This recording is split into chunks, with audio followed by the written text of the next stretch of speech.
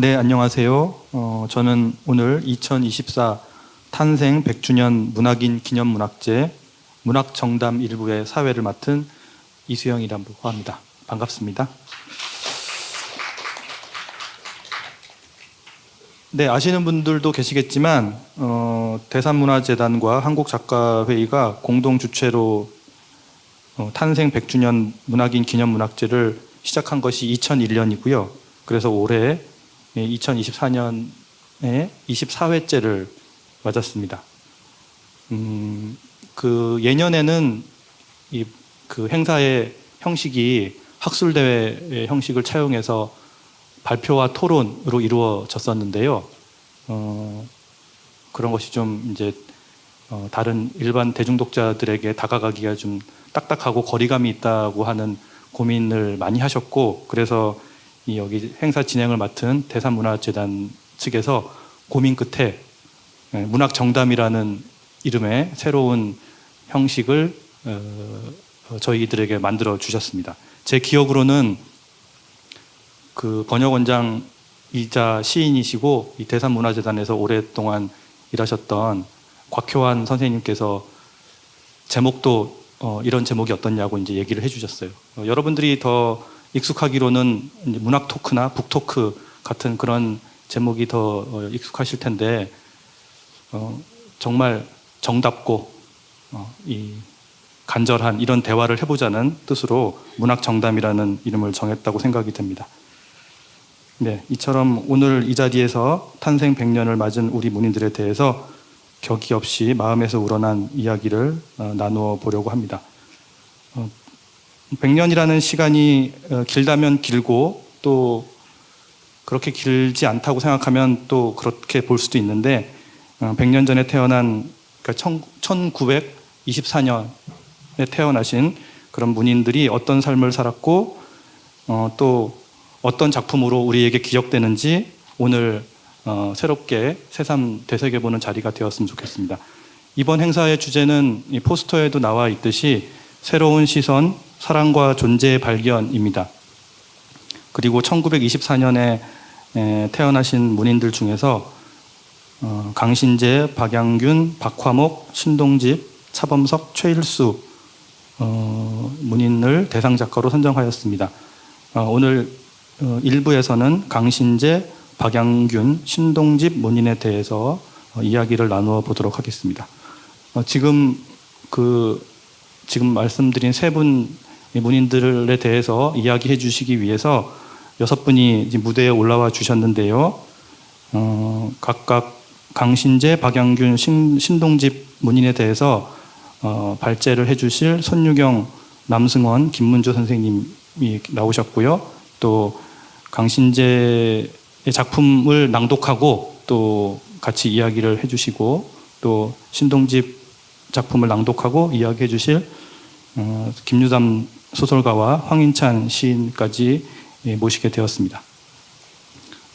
그러면 간단하게 오늘 참여해 주실 분들의 소개를 직접 본인에게서 청해 듣도록 하겠습니다.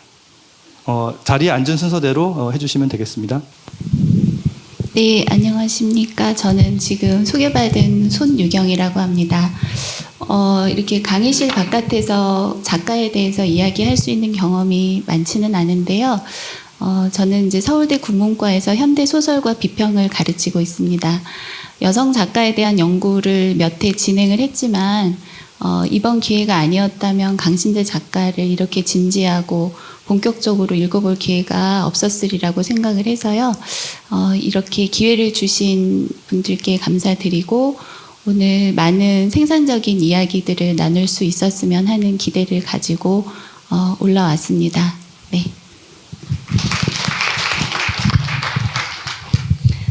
네, 안녕하세요. 저는 소설 쓰는 김유담이라고 합니다.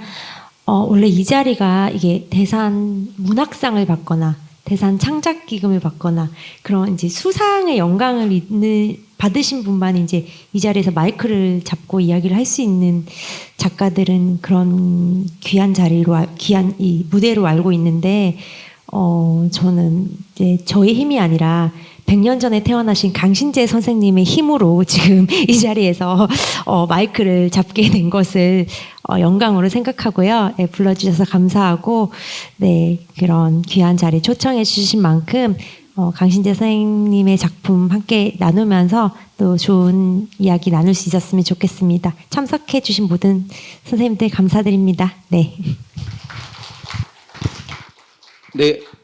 네, 안녕하세요. 저는 문학평론가는 남승원이라고 합니다. 저는 이제 잘 우리에게 알려지지 않은 박양균 시인의 이제 발표와 같이 이야기를 나눠보려고 오늘 이 자리에 함께 하게 됐는데요. 저도 역시 학생들에게도 잘 가르쳐지지 않고 그런 시인인데 뜻깊고 여러 가지 재미있는 이야기들을 같이 나누는 시간을 가질 수 있도록 하겠습니다. 감사합니다. 네, 안녕하세요. 반갑습니다. 저는 시인으로 열심히 살고 있는 황인찬이라고 합니다. 이 자리에 사실 저는 배우러 왔고요. 앞에 앉아있지만 함께 배우고 같이 이야기하고 더 깊이 알고 우리 문학에 대해서 그리고 작가들에 대해서 더 알 수 있는 그런 이 귀한 자리가 됐으면 좋겠습니다. 네, 많이 배우고 가겠습니다. 반갑습니다. 네, 안녕하세요. 저는 영남대학에서 영남대 국문과에서 학생들을 가르치고 있는 김문주입니다. 대구에서 왔습니다. 오늘 공교롭게도 세 분 작가 중에서 박양균 선생님과 신동집 시인 두 분께서 대구 출신이에요. 그래서 평소 대구가 이제 그 시의 도시인데 실제로 이 100주년 행사에 이렇게 거론이 됐던 박양균, 신동집 시인은 중요하게 문학사에서 다루어져야 될 시인인데도 불구하고 사실은 여태까지 많이 다뤄지지 않은 측면이 좀 있는 것 같아요. 저도 여태까지 선집만 좀 읽었는데 이번 기회를 통해서 신동집 선생님 시들이 굉장히 많더라고요. 선생님의 에세이를 보니까 이따가 잠깐 말씀드리겠지만 한국의 시인들 중에서 가장 시를 많이 발표한 분 중에 한 분이시고 본인 스스로도 그걸 알고 계시는데 한 1000편 정도의 시를 발표하신 그런 분들인데 이번 기회를 통해서 신동집 시인의 시세계를 좀 더 깊이 있게 이야기하고 좀 논의가 되었으면 좋겠다라는 생각을 합니다. 네, 고맙습니다. 네, 그럼 본격적으로 문학정담 행사를 시작해 보도록 하겠습니다. 일부에서 다룰 작가는 아까도 말씀드렸다시피 강신재, 박양균, 신동집 작가이고요. 전반부에서는 그 세 분 작가에 대한 이야기를 먼저 해보려고 하고요. 그리고 후반부에 가서 작품에 대해서 혹은 또 작품에 대해서 이야기해보기도 하고 실제로 작품을 낭독하는 그런 시간을 가져보도록 하기도 하겠습니다. 조금 전에 이 김문주 선생님께서도 말씀해 주셨듯이 오늘 이 행사에 대한 이제 대중 매스미디어의 소개를 보니까 뒷부분에서 이제 2부 행사에서 이야기할 차범석 선생님에 대해서 제일 먼저 이야기를 하고 그 다음에 박화목 선생님에 대해서 이야기를 하더라고요. 차범석 선생님은 전원일기의 극작가로서, 박화목 선생님은 과수원길의 작사가로서 그렇게 대중에게 널리 알려져 있는데 그런 유명세에 비하면 강신재, 박양균, 신동집 작가분들은 유명세가 조금 이제 미흡할 수 있다는 그런 생각이 듭니다. 오늘 그런 한계들을 한번 극복해 볼 수 있는 그런 좋은 자리가 되었으면 좋겠습니다. 그러면 손유경 선생님께서 먼저 강신재 작가에 대해서 소개해 주시겠습니다. 네, 아까 이수영 선생님께서 말씀을 해주셨다시피 이렇게 좀 새로운 형식으로 작가를 소개를 하는 것이 저에게도 좀 어색한 점이 좀 있는데요. 어떻게 말씀을 드려야 좋을지 순서를 나름대로 좀 고민을 하다가 강신재 작가에 대해서 예를 들어서 위키피디아나 이런 네이버나 이런 데에서 검색을 하시면 알 수 있을 만한 사항들을 먼저 짧게 소개를 해야 될 것 같습니다. 그래서 잘 알려져 있는, 비교적 잘 알려져 있는 작가 소개를 먼저 해드리고요. 그다음에 그렇게 잘 알려져 있는 사항 중에서 제가 조금 덧보태고 싶은 부분, 조금 더 부연 설명이 필요한 부분을 말씀을 드리고 마지막으로는 이제 제가 보는 강신재 작가의 특징 또 왜 100년 후 작가 중에서 또 강신재를 더 중요하게 물론 다 중요한 작가들이지만 왜 중요한지에 대한 저의 견해를 덧붙이는 작가 소개 이렇게 짧지만 세 파트로 나누어서 소개를 드려보겠습니다. 알려진 바로는 뭐 사실에 부합하지 않다는 뜻이 아니라 잘 알려진 사항을 먼저 말씀드리면 강신재 작가는 1924년 서울에서 출생을 합니다. 그러다가 1930년도에 의사이신 부친과 또 보육원이 아니라 그 지금으로 치면 유치원이죠. 그 유치원 교사셨던 어머니를 따라서 함경남도 청진으로 이주를 하게 됩니다. 그래서 30년부터 37년까지 함경남도 청진에서 살았다는 것이 이 작가적 이력의 굉장히 특징적인 부분이라고 할 수 있고요. 37년도에 이 강신재 작가의 아버님께서 갑자기 돌아가시면서 다시 서울로 돌아오는 것이 이 유년기 강신재의 어떤 생애입니다. 그리고 1943년에 이화여정 가사과에 입학을 하는데요. 뭐 여러 기사나 뭐 강신재 작가의 수필에서 확인을 할 수 있듯이 이 시기에 이화여전에 입학을 한 후에 강신재 작가는 영문학을 공부를 하고 싶어 합니다. 그런데 이제 학교 측에서는 귀축 미형의 학문을 하는 것은 불건전하다. 그게 반대를 해서 2차 세계대전이 한창 진행 중이었기 때문에 그래서 할 수 없이 이제 가사과를 반강제적으로 선택을 합니다. 그런데 작가가 회고하는 바처럼 이 염색, 자수, 재봉, 요리 등의 가사과 수업이 죽을 만큼 힘들었다. 그래서 영문과에서 공부하는 내용, 뭐 셰익스피어의 희곡 이런 단어만 봐도 눈물이 쏟아질 만큼 영문학에 대한 그리움을 품고 전공 주임이신 교사를 찾아갔다고 합니다. 전과를 원한다. 근데 이제 주임께서 오케이, 전과를 시켜주마 하고 2주간 일본 여행을 다녀오신 후 새까맣게 까먹어서 전과를 할 수 없었다. 이렇게 수필에 회고를 하고 계십니다. 그러니까 아무도 그 문제를 심각하게 다루어 주지 않았다는 거죠. 그래서 이제 그 대학 생활은 이런 식으로 하고 싶었던 문학 공부를 충분히 하지 못했던 짧지만 그런 이제 굉장히 좀 불행한 공부를 하신 것으로 되어 있고요. 그것이 모든 원인이 될 수는 없지만 1944년도에 이화여전에서 2년 중퇴를 하고 서임수 선생님과 결혼을 하십니다. 근데 이 결혼 직후 남편이 학도병으로 끌려갔다가 생환을 했다라는 이런 회고가 또 여기저기서 발견이 되는데요.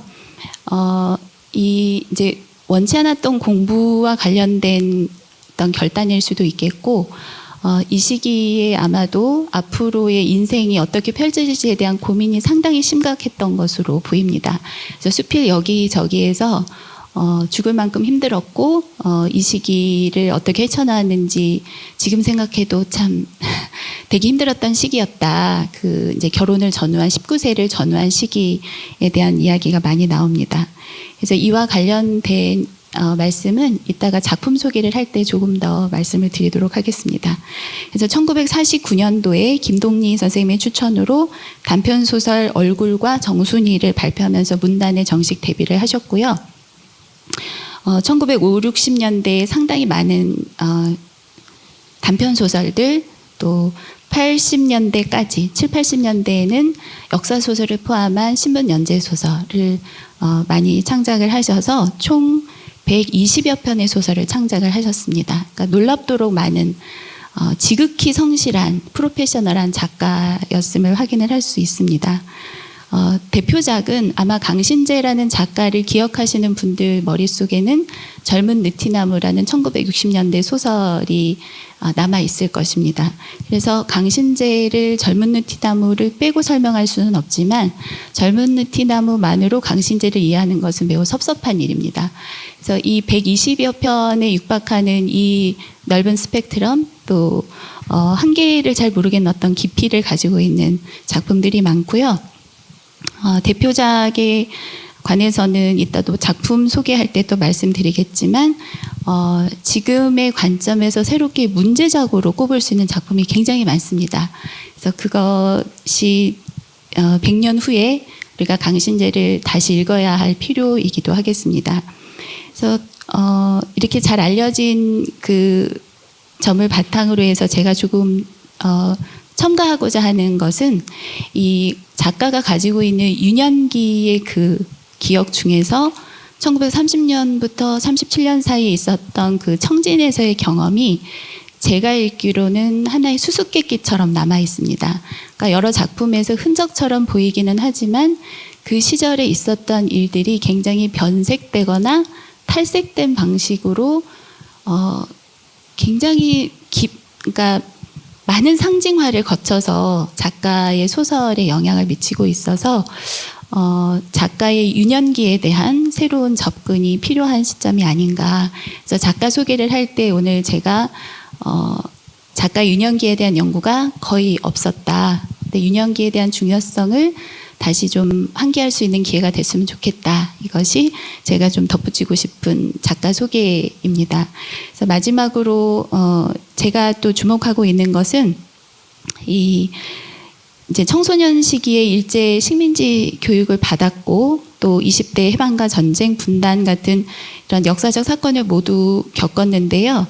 이 작가를 소개할 때 이 작가가 가지고 있는 가장 특징이 뭐냐 하면 기존에 알려진 바로는 이제 감수성이 뭐 특이하다, 여성적 필치를 보인다. 근데 지금 이 시기에 그런 식의 평가를 한다는 것은 굉장히 좀 시대착오적이고 낡은 관점인 것 같고요. 제가 봤을 때 강신재 작가는 굉장히 냉정할 정도로 심지어 자기 자신까지도 거리를 두고 관찰하는, 그러니까 어떤 사태에 대해서 토로하거나 고백하거나 1인칭 시점으로 무언가를 이렇게 이야기하는 식의 소설을 쓰지 않았던, 그래서 이 거리두기라고 하는 것이 굉장히 집요하고 엄정했었던 그런 작가로 기억이 될 수 있을 것 같습니다. 그래서 지금 현재 국립중앙도서관 안에 강신재 개인 문고가 설치가 되어 있고요. 아직 강신재 전집은 만들어지지 않은 상황입니다. 앞으로 작가 연구를 위해서는 이런 연구를 위한 기반이 마련이 되어야 할 것 같다는 점을 말씀드리고 이상 소개를 마치겠습니다. 네, 손유경 선생님 말씀 잘 들었습니다. 여러 가지 생애의 살을 짚어주시기도 하고 또 향후 연구 방향에 대해서 또 이 유년기나 전쟁 체험 같은 중요한 이슈들에 대해서 얘기해 주신 점 깊이 새겨들었는데요.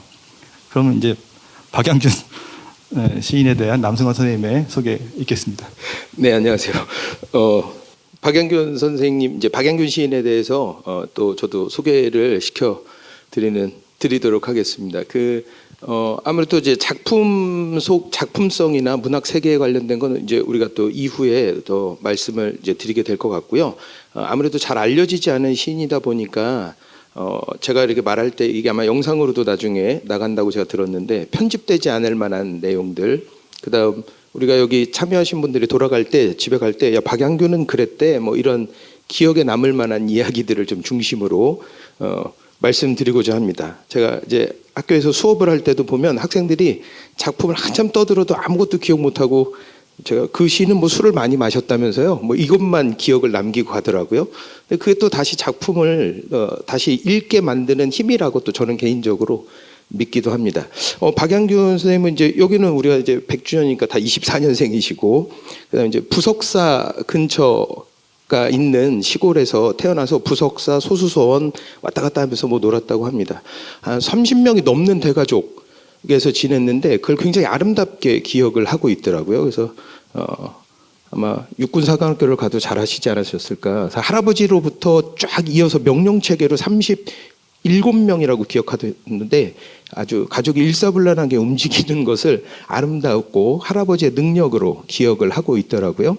그러다가 이제 대구로 이제 공부를 이제 아무래도 시내에 가서 공부를 해야 되니까 대구로 이동을 하시게 됐고 박양균 시인의 아버지가 막내였나 봅니다. 형제들 중에. 그래서 사촌들을 다 끌고 대구로 갔고 그다음 큰아버지가 돈을 벌어서 학비를 대는 이런 시스템을 어린 박양균 시인의 눈으로도 좀 경이롭게 아마 봤던 것 같습니다.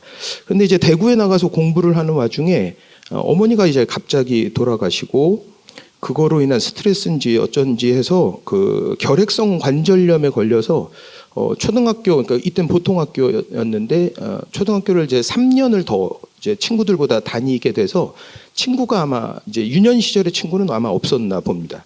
그래서 이제 병원에서 너무 심심하니까 이제 그림을 그리게 되고 교육을 받은 건 아니다 보니까 추상화를 그리게 되고 자기 딴에는 추상화를 그리다 보니까 이게 마치 시를 쓰는 것과 일맥상통한다고 느꼈나 봅니다. 그래서 시를 자기 혼자 열심히 쓰게 됐고 거의 독학으로 시를 써서 50년대에 당시에 이제 가장 유력한 잡지인 잡지에 이제 모윤숙 시인의 추천을 받아서 이제 등단을 하게 됩니다. 그러면서 전쟁 중, 그다음 전쟁 이제 휴전 기준으로 보면 전쟁 중이고 그게 마치자마자 거의 2, 3년 안에 2권의 시집을 연달아 발표를 합니다. 그래서 굉장히 그러니까 그 시기에 50년대 초중반에는 사실은 굉장히 활약을 한 시인이 되고 두 번째 시집 같은 경우에는 57년도에 현대문학상 2회 시 부문 본심에 최종심에 올랐는데 전원에 의하면 이제 그때 박재삼 시인이 상을 탔는데 한 표 차이로 떨어졌다고 하는데 뭐 사실은 알 수 없습니다. 누가 표를 던졌는지 이제 그렇게 전원은 남아 있습니다. 그러면서 사실상 이제 두 번째 시집까지는 굉장히 부지런하게 내셨는데 아주 이례적으로 내셨는데 20년 동안 그 다음은 시를 발표를 거의 하지 않으십니다. 근데 이제 시단 활동은 하지 않았냐? 그렇진 않습니다. 문협 같은 데에 이제 부이사장직을 맡아서 아마 일 처리도 굉장히 깔끔하셨나 봅니다. 그래서 부이사장직을 3번 연임한 문협 역사상 유일한 시인입니다. 그러니까 이사장이 계속 바뀌는데도 잘 아마 보좌도 하신 것 같고 일처리도 깔끔하게 하신 것 같고 뭐 그렇습니다. 그다음 세계 시인대회도 굉장히 열심히 참여를 하시고 그렇습니다. 그리고 또 한편으로는 아마 그 에로이카 전축이라고 하시면 여기 갑자기 집에 있었는데라고 생각하시는 분 있지 않으실까 싶습니다. 저희 집에도 있었던 것 같습니다. 그 에로이카 전축이 천일사라는 전자제품 회사가 만든 국내에서 최대 전축 회사, 그 당시에 아시아에서는 최고 매출액을 올린 해도 있더라고요. 거기 대표이사직을 맡아서 또 일을 합니다. 그래서 그곳의 이제 정확한 관계는 제가 알 수 없습니다만 그 이제 공장이 이제 경영 악화로 불도 나고 뭐 그래서 경영 악화로 회사가 없어질 때까지 대표이사직을 무리 없이 맡아서 뭐 중소기업 협회 같은 데에서도 가고 뭐 대통령과 경제인 만남도 하고 그래서 어떻게 보면 문학 창작과 뭐 경영이라는 좀 달라 보인다고 해야 될까요? 그런 일을 두 가지를 오랜 기간 무리 없이 활동해 나가신 것도 굉장히 좀 독특하다고 저는 생각이 듭니다.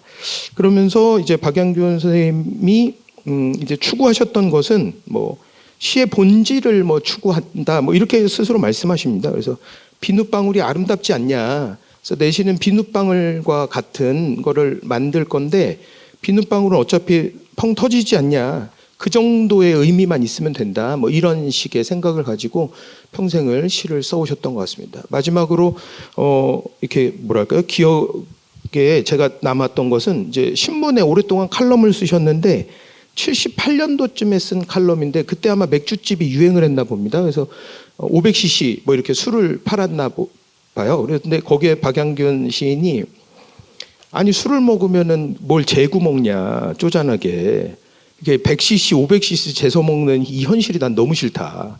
술을 그냥 취할 때까지 자유롭게 마시자라는 짧은 칼럼이 많은 칼럼을 한 3년 동안 연재를 하셨는데 굉장히 기억에 남아서 이런 분이시구나 뭐 이런 느낌을 가지게 됐습니다. 네, 여기까지 하겠습니다. 네, 남승환 선생님의 말씀 잘 들었습니다. 아마 박양균 시인을 뵌 적이 없을 텐데 지근거리에서 모신 것처럼 그렇게 사랑방 정담 같은 이야기를 들었습니다. 저도 그 박양균 시인의 유년기에 그리고 또 그 장년기에 여러 가지 특이한 점에 대해서 잘 기억하게 되었고요. 무엇보다 두주불사셨다는 말이 가장 기억에 남는 것 같습니다. 네, 그럼 신동집 시인에 대해서 김문주 선생님의 소개 부탁드립니다. 네. 제가 재직하고 있는 대학이 지금 영남대학인데요. 영남대학이 1947년에 대구대로부터 시작을 하는 대학입니다. 대구대가 한국의 대표적인 노블리스 올리지인 경주 최부자를 비롯한 대구 경북의 유림들이 돈을 모아가지고 해방이 된 뒤에 47년에 이제 만든 대학인데요. 그 대학이 이제 전신이 대구대학입니다. 지금 대구대학에 있는데 그때하고는 좀 다릅니다. 근데 그 대구대학하고 그 다음에 청구대, 그로부터 1년 뒤에 근로하는 사람들을, 근로하는 청년들을 위해서 야간 대학으로 출범한 청구대학이라는 대학이 있습니다. 이 두 개의 대학이 통합이 되면서 1967년에 박정희 대통령에 의해서 만들어진 대학이 영남대학입니다. 신동집 씨는 55년부터 1970, 그러니까 69년도까지죠. 영남대학으로 통합되기 전까지 그 청구대학에서 15년 정도 근무를 하셨습니다. 그리고 이제 학교를 계명대학으로 옮기셨어요. 계명대학으로 옮기시고 나서 한 15년 정도 재직을 하셨습니다. 그렇게 해서 이제 대구에서 영남대학하고 그 다음에 계명대학에서 30년 동안 학생들을 가르쳤고, 본인은 그 전시에 지금 이제 서울대 전신이죠. 경성대학의 이제 정치외교학과, 정치학과 에 이제 학교를 졸업을 하셨는데 실제로 학생들을 가르쳤던 거는 영문학을 가르쳤습니다. 아까 전에 이제 박양균 씨 이야기를 하셨는데 박양균 씨는 사실은 시작이 업적이 그렇게 많지 않습니다. 3권 정도의 시집으로 제가 알고 있는데 신동집 씨는 대한민국에서 가장 시집을 많이 낸 시인이 제가 알고 있기로는 조병화 선생님이신데 한 40여 권 정도로 알고 있습니다. 거의 매년 시집을 한 권씩 내셨다고 알려져 있는데 신동집 씨는 한 50여 년 기간 동안에 24권의 시집을 발간을 하셨어요. 저도 그걸 몰랐는데 이번에 이제 발제문을 쓰면서 그런 내용들을 알게 되었습니다. 24권이니까 거의 2년에 한 번 꼴로 시집을 내셨고요. 83년도에 뇌출혈이 와서 한 3년 정도 시를 전혀 쓰지 못했던 기간까지를 포함하면 굉장히 많은 다작의 시인이라고 얘기할 수 있습니다. 신동집 시는 지금 고등학교 교과서에는 대표작으로 두 편 정도의 시가 올라와 있습니다. 목숨이라고 하는 시가 올라가 있고요. 그 목숨이라는 시는 한국 전쟁기의 죽음의 체험들을 시로 옮겨놓은 시가 한 편 있고, 그 다음에 오렌지라고 하는 시가 있죠. 오렌지는 1970년도에 시집에 수록됐던 작품인데 거의 색깔이 어떤 거랑 비슷하냐면 김춘수 선생님의 시하고 굉장히 비슷합니다. 실제로 그 김춘수 선생님은 신동집 시인이 영남대 계명대에서 학생들을 가르칠 때 경북대학에서 학생들을 오랫동안 가르쳤고요. 그 다음에 김춘수 시인은 78년도에 이제 영남대 국문과로 옮겨오게 돼서 사실은 이 대구 지역에서는 신동집 시인, 그 다음에 김춘수 시인, 그 다음에 신동집 시인 이후에 이제 이성복 선생님이 대구에 계셨었는데 이런 분들이 이제 대구에 있으면서 후학들을 양성을 했고, 특히 김춘수 선생님의 경우가 이제 경북대에 계시면서 오랫동안 많은 시인들이 그 밑에서 나오게 됐고, 그리고 대구의 이 모더니즘의 분위기가 이제 그런 것과 연관이 좀 돼 있습니다. 그런데 신동집 시인의 시 색깔도 대단히 김춘수 선생님이 보여줬던 존재에 대한 탐구, 이른바 김춘수의 꽃을 비롯한 시들에서 보여줬던 것과 대단히 유사한 그런 존재 탐구들이 실제로 많이 있습니다. 흥미로운 것 중에 하나는 신동집 시인의 경우에는 자기 본인의 이제 자비 출판 시집이죠. 1948년도 여름에 대낮이라고 하는 시집을 출간을 합니다. 그러니까 이제 본인은 대구에서 출생을 하고 대구에서 보통학교를 나온 뒤에 중학을 일본에 가서 공부를 하거든요. 그래서 중고등학교 과정을 6년 동안 야마구치현에 있는 다다라 중학이라고 하는 데서 공부를 했고 6년 동안 있는 동안에 계속해서 일본 학생들까지 포함하고 있던 그 학교에서 수석을 계속했다고 알려져 있습니다. 그리고 이제 이과 공부를 하다가 문과로 옮겨왔고 그리고 해방 이후에 이제 한국으로 건너왔는데 광복 직전에 한 1, 2년 동안 대단히 그 문학 공부를 오랫동안 심취해 있었고 그런 것들이 영향이 되어서 해방이 된 이후에 본인이 500부 정도의 대구에 있는 교문사라고 하는 출판사에서 출판을 하게 됐죠. 그런데 이제 이 시집을 출판을 하고 나서 몇 년 뒤에 이 시집들을 다 회수를 합니다.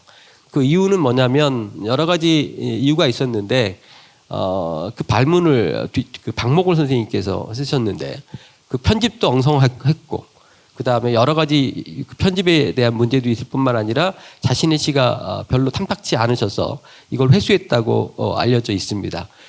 그런데 여기저기 에세이를 보면 미당 선생님을 만났을 때도 본인의 첫 번째 시집을 갖다가 드리기도 하고 그리고 출판 기념회도 여러 차례 하거든요.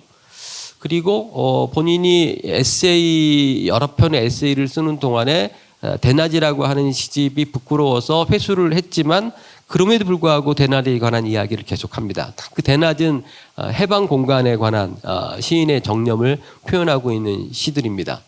제가 특히 이 시집이 굉장히 의미 있다라고 생각해서 대낮이라고 하는 시집을 다루었는데 그리고 나서 그 이후에 54년 한국전쟁이 끝난 뒤에 서정의 유형이라고 하는 시집을 발간을 하게 됐죠. 이 서정의 유형이라고 하는 시집은 20편 정도의 시가 수록이 되어 있는데 한국전쟁기의 체험이 담겨져 있는 시편들입니다. 20편 정도의 시들 속에 상당수가 한국전쟁의 죽음과 관련된 것들을 기록한 시들인데 그 시들이 대단히 아주 독보적인 작품들이 있습니다. 그러니까 되게 적은 편수임에도 불구하고 되게 뛰어나게 한국전쟁의 체험들을 노래하고 있어서 실제로 신동집 시인에 대한 평가는 주로 이 시집을 중심으로 해서 이루어진 것이라고 얘기할 수 있습니다. 대체로 한국전쟁기의 죽음에 대한 체험을 통해서 존재에 대한 이야기들을 하셨고 그것이 신동집에 대한 문학사적 평가의 주된 내용이라고 이야기를 할 수가 있습니다. 그리고서 58년, 59년도에 미국의 인디애나 대학에 가서 영문학을 공부를 합니다. 그 무렵에는 대학에 재직하고 있으면서 해외 가서 박사학위도 받아오고 이랬던 시기였기 때문에 아마도 1년 동안 가 계시는 동안에 여러 영문학에 대한 그 깊이 있는 공부들을 하셨고 그 이후로 이제 주로 영문학과 관련된 여러 이 수업들을 많이 하셨다고 알려져 있습니다. 그리고 그 이후에 이제 20권 이상의 시집들을 발간을 하셨고 1983년도 아까 말씀드렸던 것처럼 내추럴이 있은 뒤에 한 3, 4년 정도 작품 활동을 못했는데 그리고 나서 굉장히 절실했던 것 같아요. 그리고 나서 이제 여러 전집도 나오게 되고 선생님이 쓰러지신 뒤에도 10권 정도의 시집이 더 나왔거든요. 그래서 이제 전체적으로 본다면 1000편 이상의 시들을 발표를 했던 그런 시인이지만 시세계 전체에 대한 조명은 사실은 제대로 이루어지지 않은 측면이 실제로 좀 있습니다. 예, 이 정도까지 말씀을 드리도록 하겠습니다. 네. 김문주 선생님의 소개도 잘 들었습니다. 그 신동집 시인의 여러 가지 생애사에서 중요한 요소들과 그리고 또 문학사에서 평가받는 측면 또 그리고 지금까지 평가되지 못하고 있는 그런 어두운 측면에 대해서도 같이 말씀을 해주셨고 오늘 좀 그런 얘기들을 해볼 수 있을 것 같습니다. 네, 지금부터는 지금 이 세 분 발제작 선생님들께서 말씀해주신 내용을 토대로 질문과 대답을 이제 해보는 시간을 갖도록 하겠습니다. 말미에 관객들에게도 질문할 수 있는 기회가 주어질 수 있는데 혹시 궁금하신 점 있으면 질문해 주셔도 됩니다. 먼저 제가 아주 이제 넓은 범위에서 크게 질문을 하나 던지려고 하는데요. 사실은 저희가 이제 질문을 미리 뽑아 보기도 했는데 오늘 지금 해주신 말씀 중에 이미 그 질문에 대답이 된 것도 있고 해서 이걸 기계적으로 다 할 필요는 없을 것 같고요. 첫 번째 먼저 이제 넓은 범위에서 질문을 하나 던지면 뭐 강신재 작가에게도 전쟁을 다룬 그런 소설도 많이 있고, 그리고 또 박양균, 신동집 시인 역시 이 전후 뭐 실존주의와 관련된 그런 작품이 대표작이기도 하고 해서 뭐 크게 본다면 이 세 분 문인들을 모두 전후 세대로 묶어도 이제 무리는 없다고 생각이 됩니다.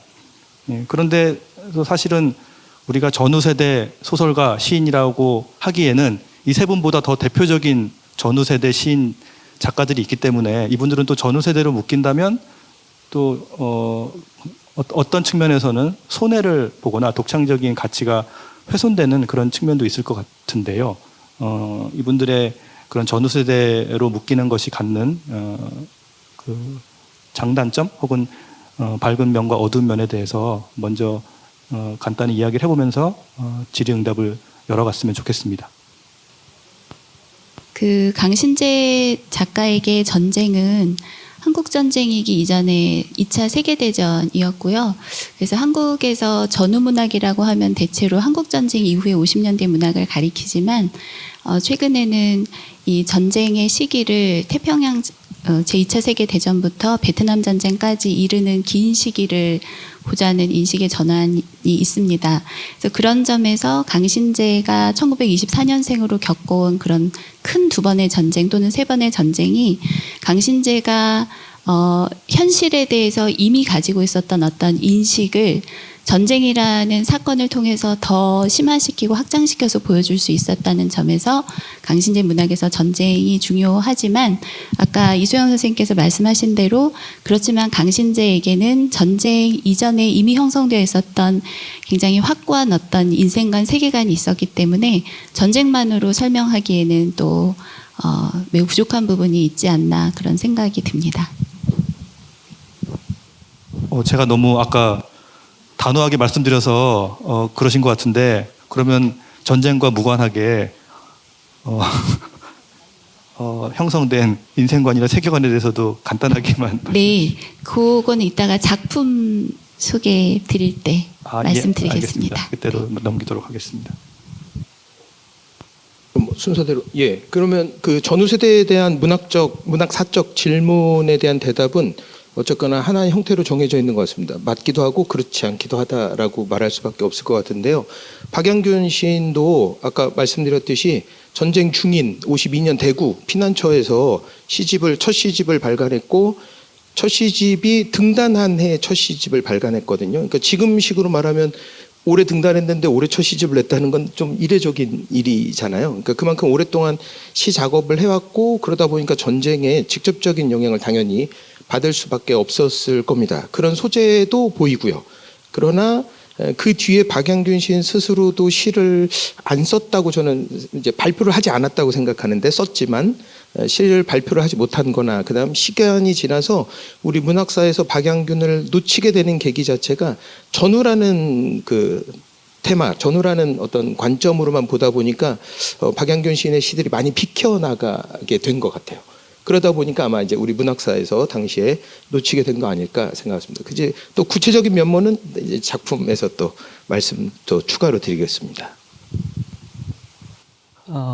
아까 제가 말씀드렸던 것처럼 그 신동집 시인의 경우에는 첫 번째 물론 본인이 그 시집을 일부 거론도 하기도 하고 그다음에 부인도 하기도 하지만 본인의 이제 자비 출판 시집이죠. 대낮이라고 하는 시집이 48년도에 발간이 됐는데 저는 그게 굉장히 의미가 있다. 왜냐하면 해방 공간이라고 하는 공간 속에서 그 당시의 시적인 체험들을 여러 시인들이 표현하기도 했지만 등단 전에 있던 이 신동집 시인의 경우가 대단히 이 대낮이라고 하는 그 상징을 통해서 해방 공간이 가지고 있는 의미들을 표현을 해냈는데 그렇게 첫 시집을 발간한 이후에 이제 신동집 시인은 본인이 거주하고 있었던 대구 지역에서 작품 활동을 시작을 합니다. 특히 한국 전쟁기에 대구와 부산이 중요한 피난지였고 많은 문학 예술인들이 대구하고 부산에 모이잖아요. 그때 대구에서 발행했던 중요한 잡지 중에 하나가 죽순이라고 하는 시집이 있습니다. 이 죽순이 여러 명의 시인들이 활동했던 아주 중요한 잡지인데 거기에 이제 시 발표를 하게 되죠. 그러니까 본인이 시집을 출간을 하고 그걸로 지역 안에서 시인으로 충분히 인정을 받고 그리고 죽순을 비롯해서 당시에 한국 전쟁기에 발행했던 뭐 전선이라든지 전시 수첩이라든지 이런 그 전쟁과 관련된 그 문학 잡지에 자신의 작품들을 발표합니다. 그리고 전쟁이 끝나고 나서 54년 12월에 서정의 유형이라고 하는 시집을 이제 발간을 하죠. 이 서정의 유형이라고 하는 시집은 딱 20편만 수록이 되어 있습니다. 의도적으로 20편만 수록이 됐어요. 그 이유는 뭐냐면 첫 번째 시집에 자신의 작품의 함량이 떨어졌다고 판단했던 것 같아요. 그래서 대단히 적은 작품이긴 하지만 아주 뛰어난 수작을 실제로 싣게 됩니다. 그래서 서정의 유형이라고 하는 그 시집 제목 자체가 이미 한국전쟁기의 체험들이 제목 속에 녹아 있습니다. 이를테면 아우슈비츠 이후에 서정시가 가능하냐라고 하는 것처럼 서정이라고 하는 것이 어떻든지 간에 유형이 돼 있는 상황이다. 이런 거거든요. 그래서 실제로 20편의 시들이 굉장히 높은 수준을 가지고 있습니다. 그러니까 서정의 유형이라고 하는 시집이 사실은 문단에서는 본인의 첫 시집이라고 얘기할 수 있는데 이 시집을 통해서 그 다음 해에 아시아 자유문학상이라고 하는 큰 작품상을 받아요. 그 당시에 그 수상자들이 누구였냐면 당시에 한국 문학의 대표적인 문인이죠. 염상섭, 그 다음에 황순원 이런 분들과 함께 안수길 이런 분들과 함께 당시 이 신동지 시인이 그 시인으로 이제 수상을 하게 되는데 그게 이제 그 당시의 면들을 보니까 굉장히 아주 이슈가 됐던 거죠. 그러니까 신인에게 아주 큰 문학상이 주어졌는데 그 작품은 한국 전쟁기의 죽음의 체험들이 아주 정말 수려하게 수록이 되어 있습니다. 그래서 신동집이라고 하면 한국 문학사에서는 이 서정의 유형이라고 하는 요 시집 안에 수록돼 있던 전쟁의 체험과 관련된 내용들이 그 당시에 여러 평자들에게 논의가 되었던 그런 시기 때문에 한국 전쟁의 체험들을 대표적으로 보여줬던 시인이다 이렇게 충분히 얘기할 만한 그런 작가이기도 하고요. 그리고 이후에 그런 죽음에 대한 체험이 존재에 대한 인식, 존재에 대한 탐구, 존재론 이렇게 넘어가는 과정에 되게 중요한 원체험에 해당되는 그런 것이기 때문에 전후 작가로 신동집을 충분히 한국 문학사에서는 인정할 만하다 이렇게 생각하고 있습니다. 네, 김문주 선생님께서 그 전후 실존주의 시인으로서 신동집 시인의 어떤 진면목에 대해서 잘 말씀해 주신 것 같습니다. 여기 무대에 계신 선생님들 중에 혹시 또 다른 작가에 대해서 질문하고 싶은 내용이 있으시면 자유롭게 해주시기 바랍니다. 제가 모른 척했지만 김유담 선생님 질문하실 거 있지 않으세요? 제가 이제 강신자 작가에게 전쟁 체험이 어떤 영향을 미쳤는지 좀 궁금해서 말씀 나누고 싶다는 생각을 했는데 이미 말씀을 해주셔서 질문은 넘어가도 될 것 같고요.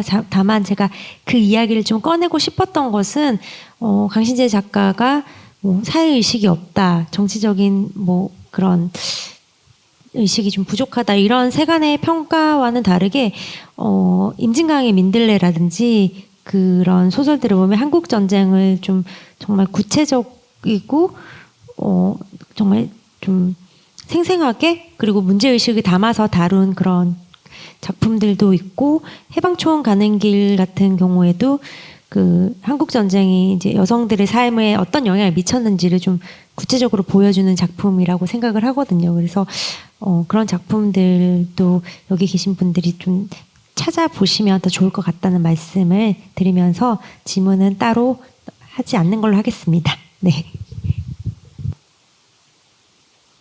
그러면 전반 아직 시간이 많이 남았으니까요. 전반부는 이쯤에서 마무리하고 아까 말씀드렸다시피 구체적인 작품에 대한 이야기로 넘어가 보도록 하겠습니다.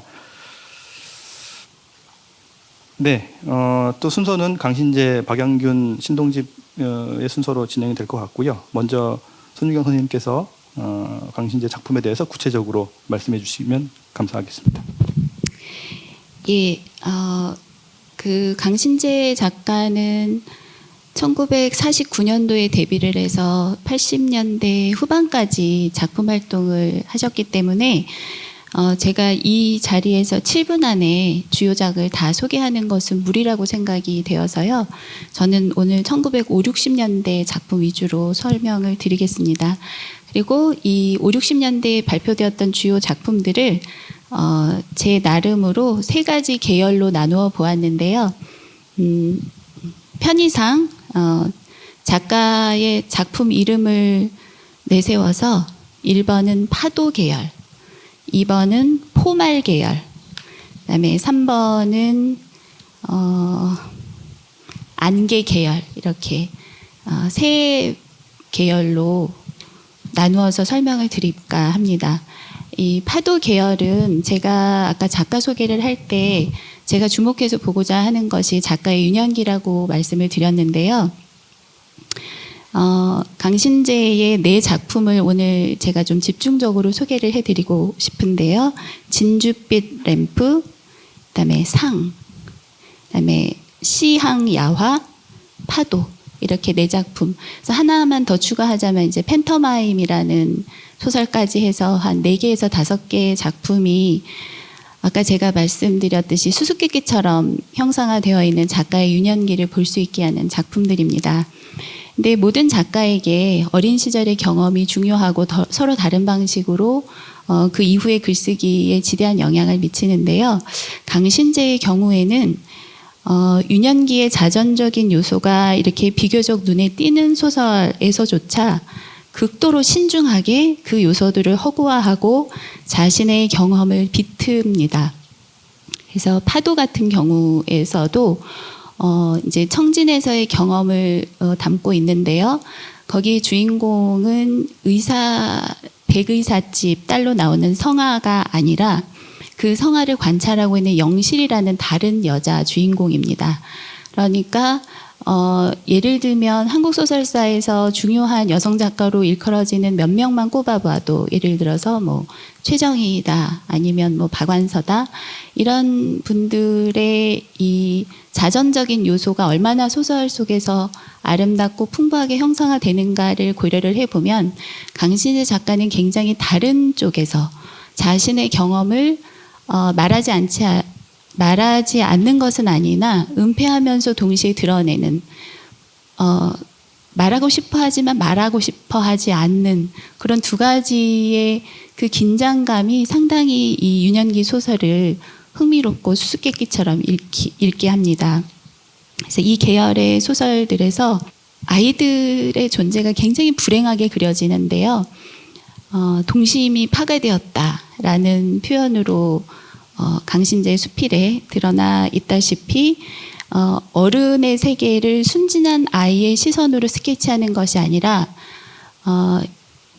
이미 파괴되어 있는 세계의 일원인 아이, 순수한 눈을 가질 수조차 없는 상황에 처한 아이의 고독과 비애와 적막함 같은 것들이 집중적으로 형상화되어 있고 저는 이 문제가 잘 해결이 되어야 이 포말 계열에 나타나는 이 그로테스크한 미학을 잘 설명할 수 있다고 생각하고 있습니다. 그래서 이 포말 계열은 배신과 부역, 그다음에 월북 모티프가 두드러지는 소설들인데요. 이 강신재의 등단작인 얼굴과 같은 해에 발표된 정순이 등 이 소설들에서 원형적으로 나타나는 것은 크게 2가지입니다. 하나는 배신의 모티프이고요. 그다음에 그 배신의 모티프를 둘러싸고 있는 그로테스크한 인물의 형상화입니다. 이 배신의 모티프를 일종의 서사적 반전을 위한 핵심 장치로 놓고 그것 때문에 피해를 입은 작중 인물의 외양과 내면이 그로테스크하게 묘사가 되고 있고요. 그래서 뭐 점액질이나 이부변신, 황량한 날의 동화, 뭐 포말, 표선생 순환기, 재난, 어떤 해체 등등 한두 작품으로는 다 설명할 수 없는 하나의 큰 계열을 형성하고 있는 이 소설들에서 굉장히 심지어 감미로운 목소리로 끔찍한 상황을 전달하는 그런 강신재 소설의 어떤 그 근원에 유년기 추억이 어느 정도 맞닿아 있지 않은가 그것을 제가 지금 풀어보고 싶은 문제 중에 하나입니다. 그리고 마지막으로 안개 계열은요, 전쟁 중에 또는 전쟁을 전후로 해서 늘 먹고 살아야 하는 여성 가장의 문제, 그러니까 아내나 딸로서 전쟁이 아닌 시기에도 그랬고 전쟁일 때는 더더구나 더 이 가장의 역할을 해야 하는 아내와 딸의 모습이 담겨 있는 소설들이 있습니다.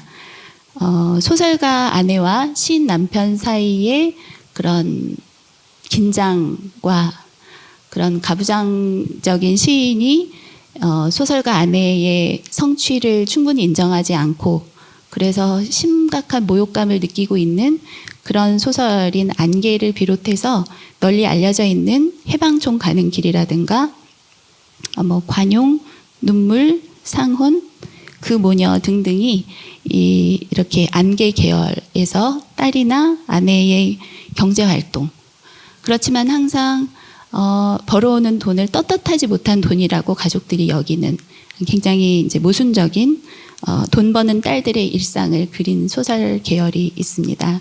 그래서 살아남은 자란 결국 후방에 남은 자인데 후방에 남았다고 하는 것은 돈을 벌어서 먹고 살아야 하는 자입니다. 그래서 경제적이거나 정치적인 어떤 활동들을 해야 하는데 경제적 활동이든 정치적 활동이든 그것이 충분한 의미를 가지지 못하고 굉장히 다른 방식으로 이제 형상화가 되는 것이 이 계열, 안개 계열의 작품들이고요.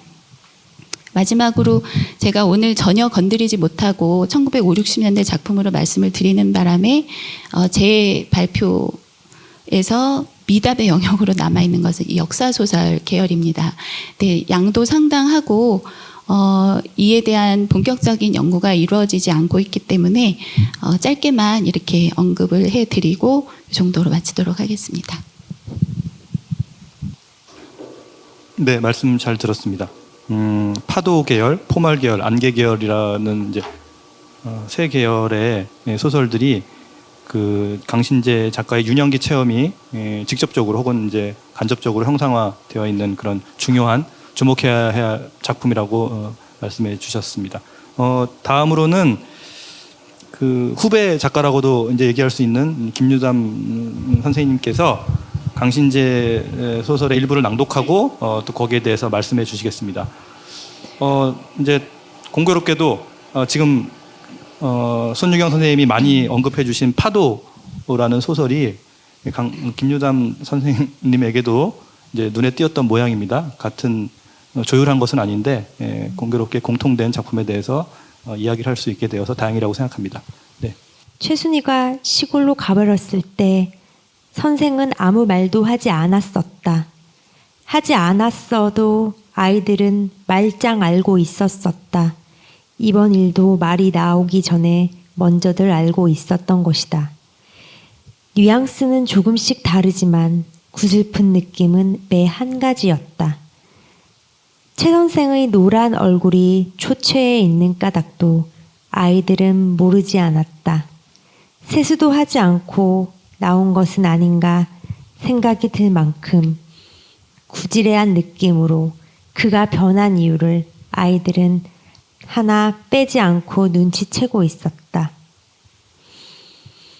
그래서 그가 영실이 있는 부근에는 절대로 눈을 돌리지 않고 반대쪽에 앉은 애들에게만 읽으라느니 쓰라느니 지명하는 까닭도 알고 있었다.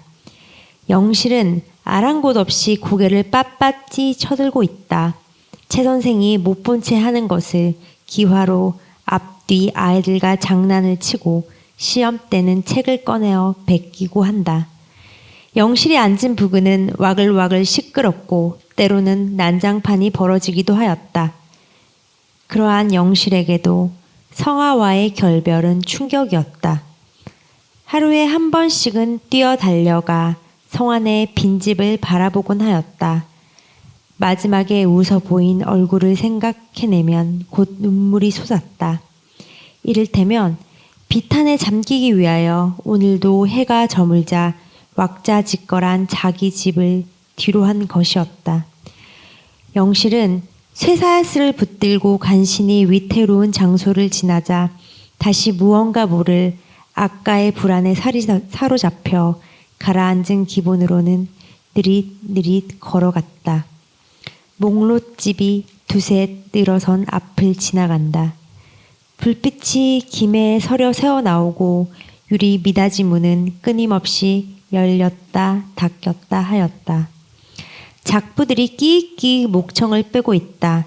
빨강이며 파랑의 옷자락도 스치고 남자의 탁한 음성이 고래고래 악을 쓰고 있는 것도 들렸다. 음식 냄새가 난다.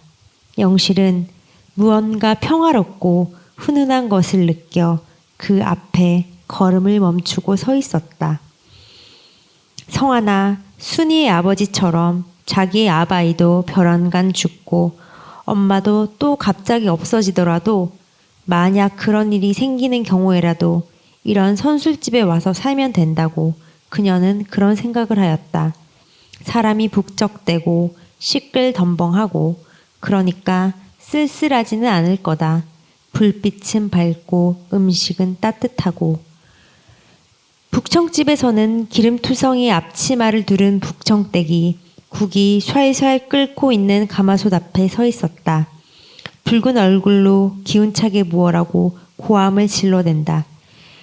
영실의 마음은 조금 가라앉았다. 그녀는 성화의 집을 향하여 이번은 폭넓고 경사도 느린 언덕을 올라갔다.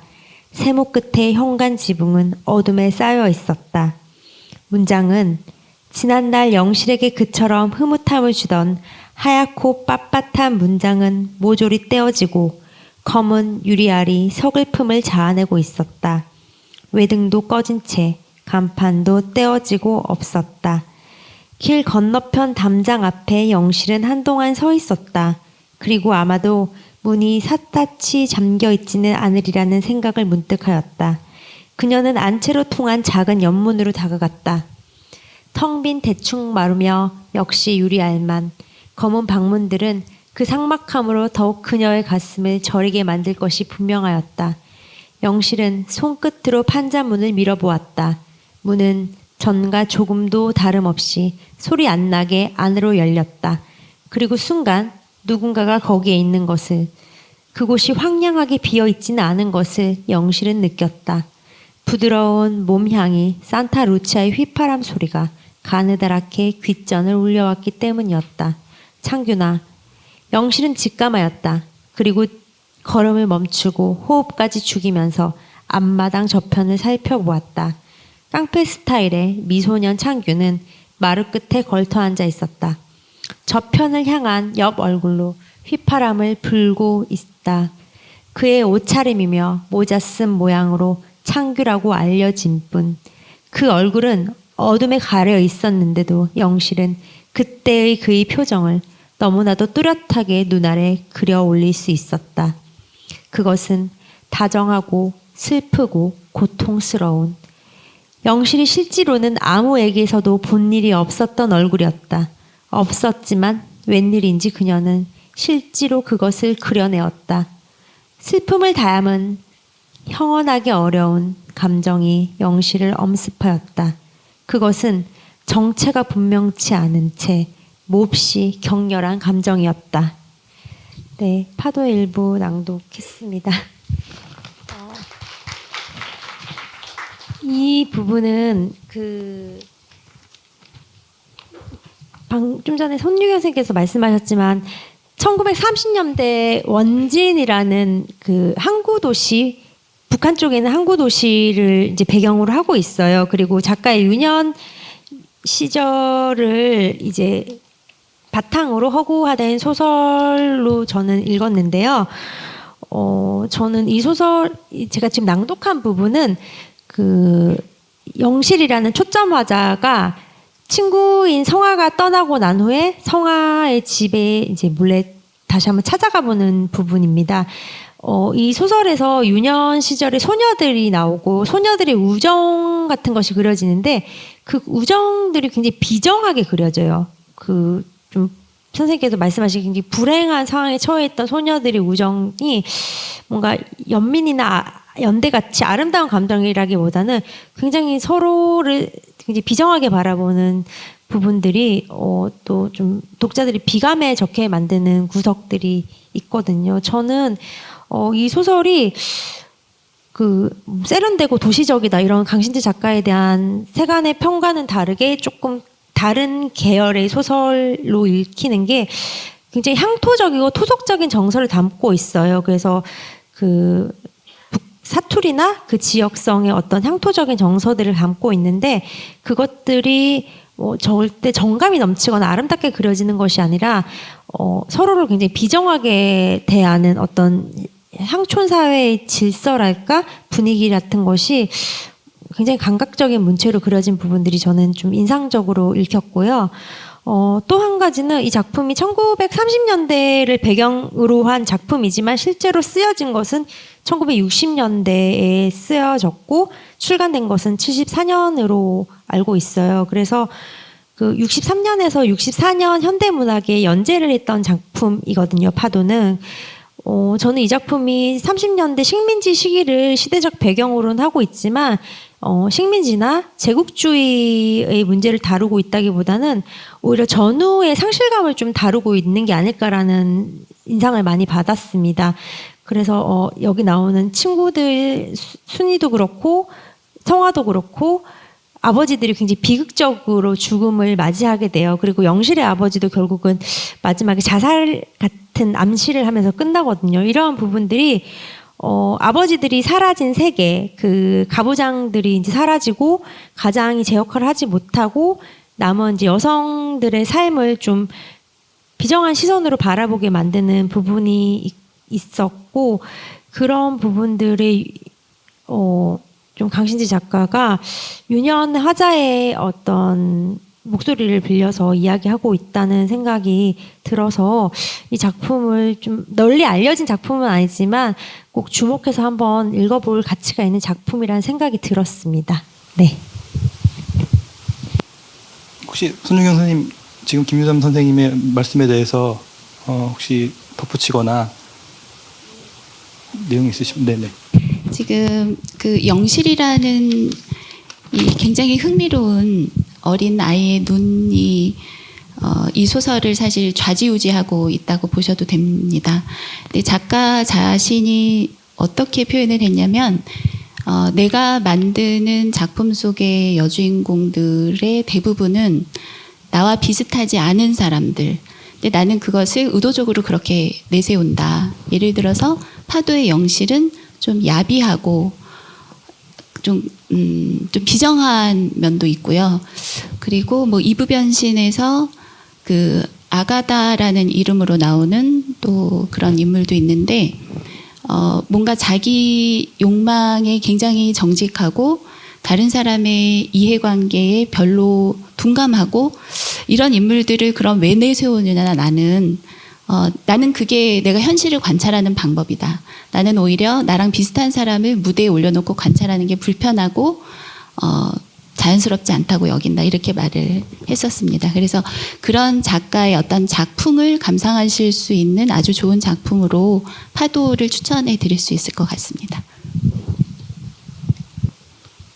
네, 저도 그 이번 기회에 파도를 이제 대충 이제 꼼꼼하지 못하게 읽어봤는데 아마 이제 그러면서 이제 손유경 선생님이 전쟁이지만 전쟁만이 아닌 뭐 그런 식의 말씀이 사실은 이제 파도의 세계가 굉장히 폭력적인데 그런 폭력을 뭐 전후라면 굉장히 뭐 휴머니즘적으로나 이제 감상적으로 그렸을 텐데 그 폭력적인 세계를 좀 낯설게 이제 그렇게 보여주고 있다는 점이 뭐랄까 오히려 60년대 작가 같은 그런 느낌을 더 많이 주게 하는 그런 느낌을 받았고 그런 점에서 인상적인 작품이었던 것 같습니다. 네, 그러면 혹시 김유담 선생님 강신재 작품에 대해서 혹시 질문하고 싶으신 거 있으면 부탁드립니다. 제가 이제 너무 널리 알려진 작품이라서 오늘 낭독할 작품을 선정하진 않았지만 그래도 또 젊은 느티나무를 언급하지 않을 수는 없을 것 같습니다. 제 가장 작가의 출세작이기도 하고 유명한 작품이잖아요. 그래서 강신재 작가라면 당연히 그 젊은 느티나무를 많이 알고 계실 것 같은데요. 이 작품은 지금까지도 널리 읽히고 사랑을 받고 있는 작품이라고 생각을 해요. 그리고 지금 읽어도 굉장히 재미있고 매력적인 연애 소설이기도 하고요. 그런데 한편으로는 이 젊은 느티나무의 현재적 의미는 무엇일까? 예를 들면 이제 거기 나오는 뭐 크래커라든지 코카콜라, 치즈 이런 것들이 그 당시 시대에서는 굉장히 이국적이고 세련된 감각으로 읽혔단 말이에요. 근데 지금은 이제 그런 것들이 절대 그런 코드들이 결코 선망의 대상이 될 수 없는 그런 요소들이 있고 그럼에도 불구하고 이 작품이 갖고 있는 힘은 무엇일까 해서 한번 더 나아가서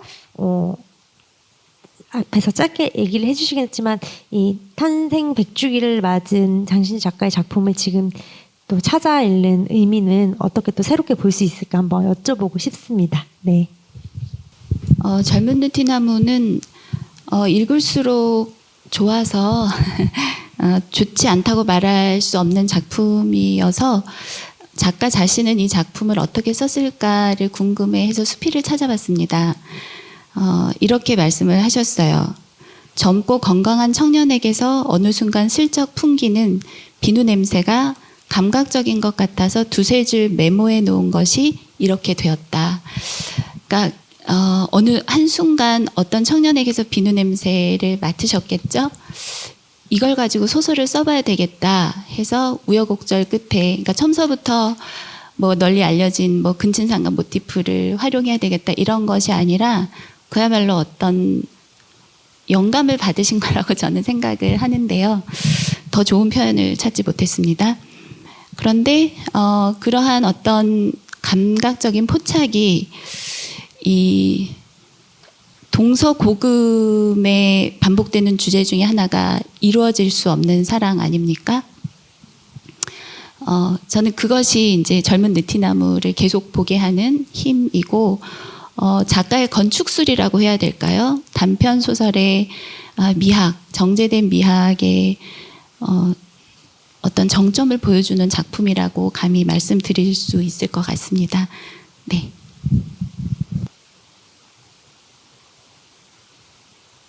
네, 뭐 젊은 느티나무는 강신재 작가의 가장 유명한 작품이기도 하고 또 비누 냄새는 아주 많이 이제 요즘 말로 하자면 밈처럼 패러디되기도 하는 그런 훌륭한 이제 기억에 남을 만한 후세에 남을 만한 그런 이제 문구가 아닐 수 없을 것 같습니다. 혹시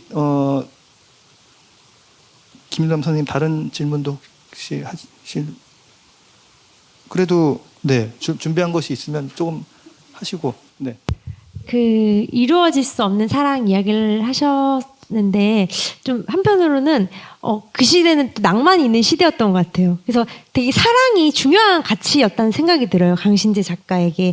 오히려 요즘 젊은 세대들에게는 좀 살기가 각박해서 그런지 사랑보다는 다른 욕망에 더 충실한 경우들이 많거든요. 그래서 근데 그 강신재 소설을 살펴보면 사랑이라는 게 굉장히 중요한 테마라는 생각이 들어요. 그래서 그 로맨스, 여성의 로맨스 이런 부분들이 굉장히 갈구하고 희구하는 사랑의 형태도 있고 또 이부 변신에서도 그렇고 굉장히 좀 사랑을 터부시하고 하찮게 보는 여성들도 나오기는 해요. 근데 어떤 사랑에 대해서 어떤 태도를 지니느냐가 이 그 소설의 톤과 주제 의식을 결정하는 부분들이 저는 좀 많다고 읽혔는데 그렇다면 이게 솔직히 로맨스, 사랑을 욕망하게 된 것도 이제 근대에 와서 여성들이 자유롭게 할 수 있게 된 여성들의 어떤 선택적으로 사랑을 이제 선택할 수 있었던 것도 사실은 긴 세월이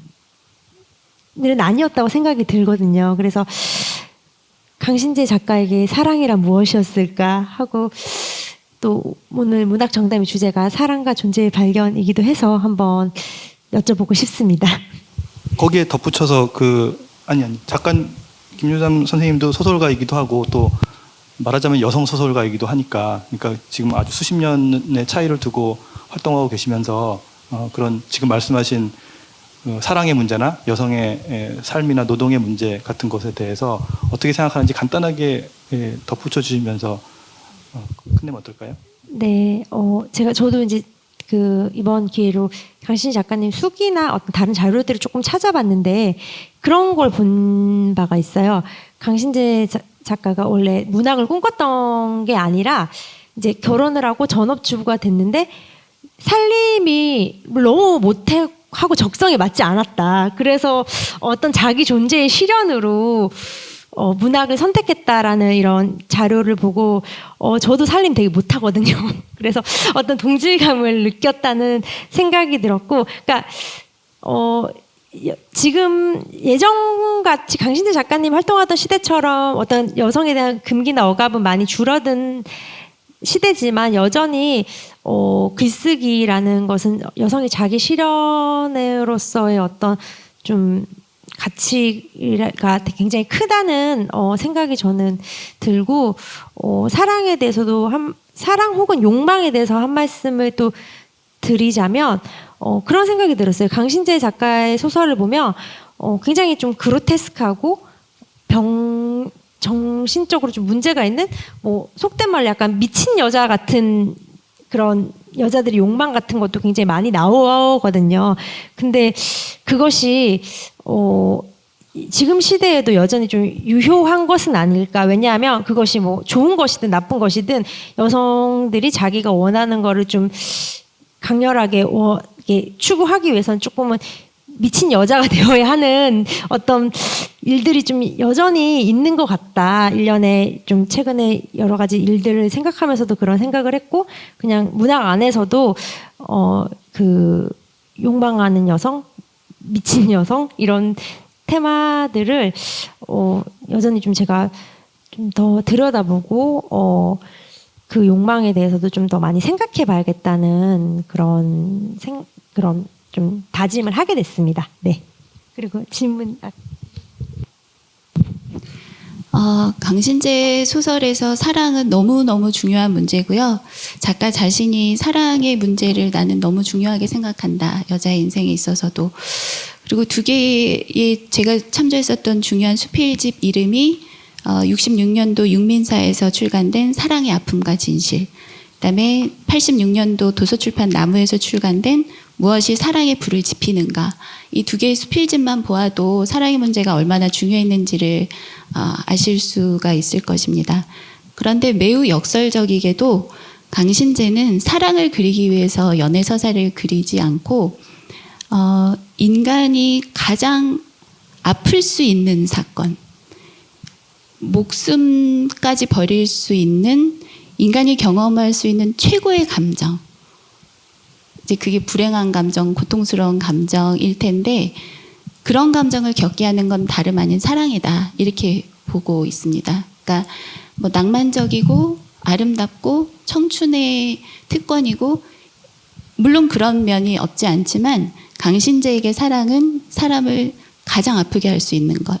그래서 그가 그리는 소설에서는 항상 배신의 모티프가 나오고요. 작가의 이 찬란한 슬픔이라는 1966년도 장편소설 후기를 짧게 읽어드리겠습니다. 사랑의 대상은 가만히 있어주지 않고 보답해주지 않고 어떤 때는 빗으로 찌르듯 날카로운 잔인함으로 갚기도 한다. 죽음이, 재액이, 그리고 배신이 여인들의 심장으로부터 그것을 앗아가는 것이다. 여인의 삶은 그래서 애잔하고 자기만을 아는 돌 같은 성품이 아닐수록 그 가슴은 자주 출혈하게 마련이다. 그래서 강신재가 파악한 사랑의 본질은 응답받지 못함에 있습니다. 우리가 어떤 기도가 가장 절실해질 때는 응답받지 못할 것 같을 때이잖아요. 응답받지 못할 때이거나. 그래서 이 보답받지 못하는 사랑, 심지어 비수가 되어서 돌아오는 사랑의 이야기가 강신재 소설을 역설적인 방식으로 끌고 가는, 사랑의 모티프를 끊임없이 만들게 하는 힘의 하나가 아닐까, 그렇게 생각합니다. 네, 두 분 말씀을 차근차근 잘 해주셔서 요약은 필요 없을 것 같습니다. 그러면 두 번째로 박양균 시인의 작품 소개 및 낭독이 있겠습니다. 이따 놀라지 마시라고 미리 말씀을 드리면 남승원 선생님께서 작품 소개 및 낭독을 같이 둘 다 해주시겠습니다. 네, 아마 박양균 선생님이 여기서 오셨으면 우리가 사랑하는 이제 황인찬 시인 같은 분이 당신의 시를 낭독해 주시기를 원하지 않으셨을까? 뭐 이런 생각을 해봅니다. 그래서 저는 공교롭게도 제가 낭독을 해야 돼서 작품 세 개는 이 낭독 작품과 같이 하도록 하겠습니다. 그럼 먼저 낭독을 하고 작품 세 개를 같이 묶어서 말씀드리도록 할게요. 네, 두 편을 꼽아왔습니다. 육교에서 의족의 사나이가 우산을 받쳐들고 육교 계단을 오르고 있다. 평영대에서의 철철 물 흐르는 물소리.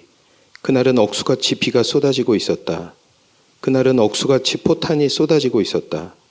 어린 병사는 포복한 채로 풀다 둔 수학 문제를 생각하며 자꾸 만두가 먹고 싶었단다. 간밤의 참호 속에서 발이 달린 맑은 물소리를 들었었는데 설 배운 술이 깰 무렵 들이킨 냉수. 마취가 아직은 깨어나지 않는 병실의 선역창은 오히려 열기를 잃고 있었는데 철철 물소리는 넘치고 있었다. 의족의 사나이가 우산을 받쳐들고 육교 계단을 내려오고 있었다. 그 앞에서 이제 강신재 소설가 이야기를 저도 아주 재밌게 들었는데요. 뭐 파도, 포말, 안개 이렇게 손유경 선생님이 멋있게 분류를 해서 설명을 해 주셔서 저도 들으면서 재미있게 들었는데 저도 그렇게 멋있는 분류를 좀 준비해 올 걸 그랬습니다. 전집을 박양균 선생님은 말하자면 그 학교에 계시진 않았는데 제자복은 있었던 것 같습니다. 그래서 고등학교 시절부터 인연을 갖고 있었던 제자들이 박양균 선생님이 나중에 언제지? 89년도에 이제 대구로 낙향을 하시는데요. 그 낙향하신 기념으로 제자들이 모여서 이제 문집을 등단 40주년 문집을 또 발행해 주시기도 하고 나중에 돌아가신 뒤에는 이제 전집을 또 발행을 해 드리기도 해서 좀 이렇게 약간 복받은 분이라는 느낌도 받았는데요. 총 100편의 시가 전집에 수록되어 있습니다. 이런저런 준비를 하면서 아주 우연히 그 전집에 수록되지 않은 이제 4편의 시를 더 찾아서 지금 현재 박양균 시인의 시는 이제 104편인 것 같습니다. 많다면 많고 적다면 적지만 40년 시력 인생의 3권의 시집과 104편의 시는 뭐 일단 적다고 할 수 있겠죠. 아까 신동집 시인이 이제 국내 2번째 다작 시인이신데 죽순 아까 우리 죽순동인 대구에 말씀해 주셨는데 같이 신동집 선생님하고 같이 참여도 하셨었거든요. 근데 이제 평소에 입에 달고 다니는 말씀 중에 박양균 시인이 다작은 사기야 뭐 이렇게 그래서 김종길 선생님하고 굉장히 친해졌는데 두 분이 제자들 앞에서도 만담꾼처럼 만담을 하셨대요. 근데 딱 정해져 있는 포맷이 이제 김종길 선생님이 먼저 대구의 시인 뭐 누가 있어? 박양균밖에 없지 뭐 이런데요. 그러면 박양균 시인이 대구의 영문학자가 누가 있어? 김종길밖에 없지. 아마 그 신동집 시인 비난을 한 건가? 뭐 이런 생각이 들었습니다.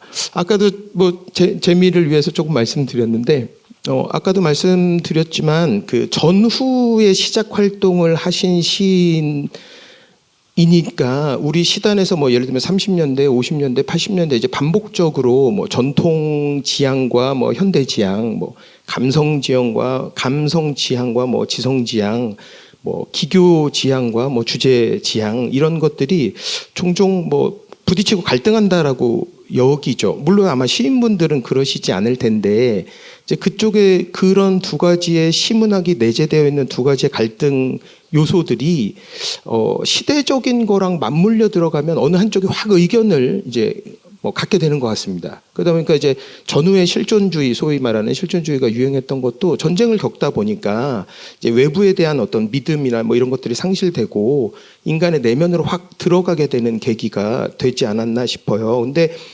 박양균 선생님은 아마 모든 시인이 또 그렇다고 말할 수도 있을 것 같은데 그 두 가지의 균형을 찾고자 노력하셨던 것 같습니다. 그래서 초창기, 그러니까 2권, 앞에 아주 등단하자마자 빨리 내신 2권의 시집에는 육교와 다리의 소재가 압도적으로 차지하고 있고요. 그 다음 20년 후에 3번째로 나온 시집은 일어서는 빛을 가지고 있는 이제 제목을 가지고 있는 연작 시집입니다. 이제 제목도 없고 그냥 번호만 1, 2, 3, 4에서 35편이 묶여 있는데 제목에서 짐작할 수 있는 것처럼 빛이라는 소재가 이제 전편에 흐르고 있습니다. 그래서 지금 제가 가지고 온 이제 육교에서라는 시도 보시면 육교라는 소재 자체가 어느 한쪽과 어느 한쪽을 연결하는 건데 연결된 양쪽에 당연히 우열은 없겠죠. 왼쪽이 압도적이기 때문에 뭐 육교를 놔서 오른쪽에 있는 사람들이 다 왼쪽으로 건너간다거나 하는 소재는 아닐 겁니다. 다리도 마찬가지겠죠. 그래서 이 육교에서라는 시를 보면 일단 눈으로 보이는 건 이제 의족을 한 사나이고 그 사람이 시대적인 게 있으니까 당연히 뭐 전쟁으로 인한 상처라고 짐작할 수밖에 없을 거고 그리고 당연하다는 것처럼 시상은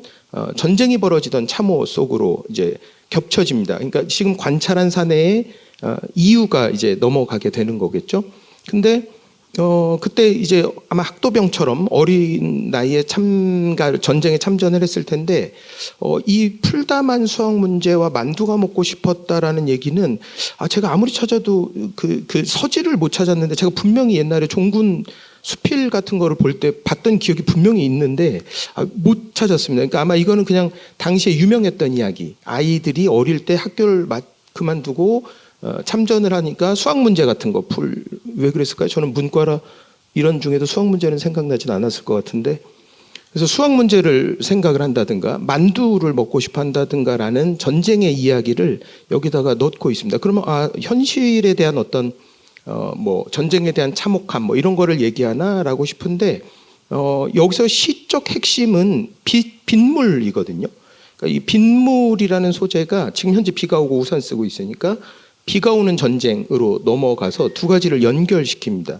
그래서 박양균 시인은 이거를 그 자체로 홀로 설 수 있는 시적 구조라고 불러보고 싶었던 것 같아요. 그래서 빗물이라는 소재가 결국은 두세 개를 끌고 오게 되는 건데 두세 개의 어떤 것에 의미를 부여하는 것이 아니라 두세 개가 만날 수 있는 시적 구조 에 더 신경을 쓰지 않았나 싶습니다. 그런 면에서 치과에서를 또 고른 건데 마찬가지입니다. 그래서 어린아이 아마 이빨이 썩은 거와 실제 봄철의 개나리 그다음 예전에 치과에서는 이렇게 동그란 걸 이렇게 그 이제 반사경을 쓰고 있었는데 거기에 비친 아마 이빨이 썩은 부분 그 부분들이 개나리와 아마 자연스럽게 연관된 것 같습니다. 근데 재밌는 건 다음 파트로 넘어가면 영수회담에 참가하는 어떤 지도자의 골칫거리 이런 것으로 넘어가죠. 그러니까 이것도 역시 그럼 전쟁 후에 여러 가지 뭐 몰타 회담, 얄타 회담 뭐 이런 걸로 인해서 우리의 나라의 운명이 결정됐었잖아요. 그러다 보니까 당연히 또 그렇게 해석이 될 수 있을 것 같습니다. 그러면 앞에서 봤던 육교서와 거의 동일한 구조를 가지고 있거든요. 그러면 박양균 시인은 역시 아주 일상적인 소재인 개나리, 그다음 뭐 개나리의 색감과 뭐 충치, 썩은 부분 이 두 것이 아마 자기 자식을 데리고 치과를 간 것처럼 생각되는데요. 주인공 화자가.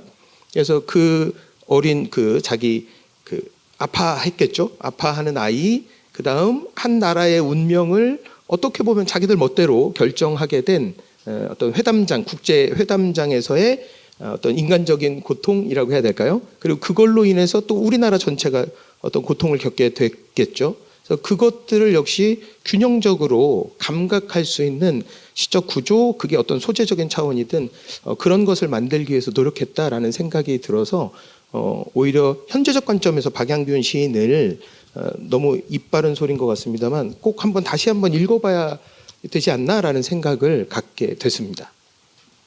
시간이 많지 않고 저도 이제 시간에 쫓겨서 이런저런 요청을 받고 있음에도 불구하고 남승원 선생님의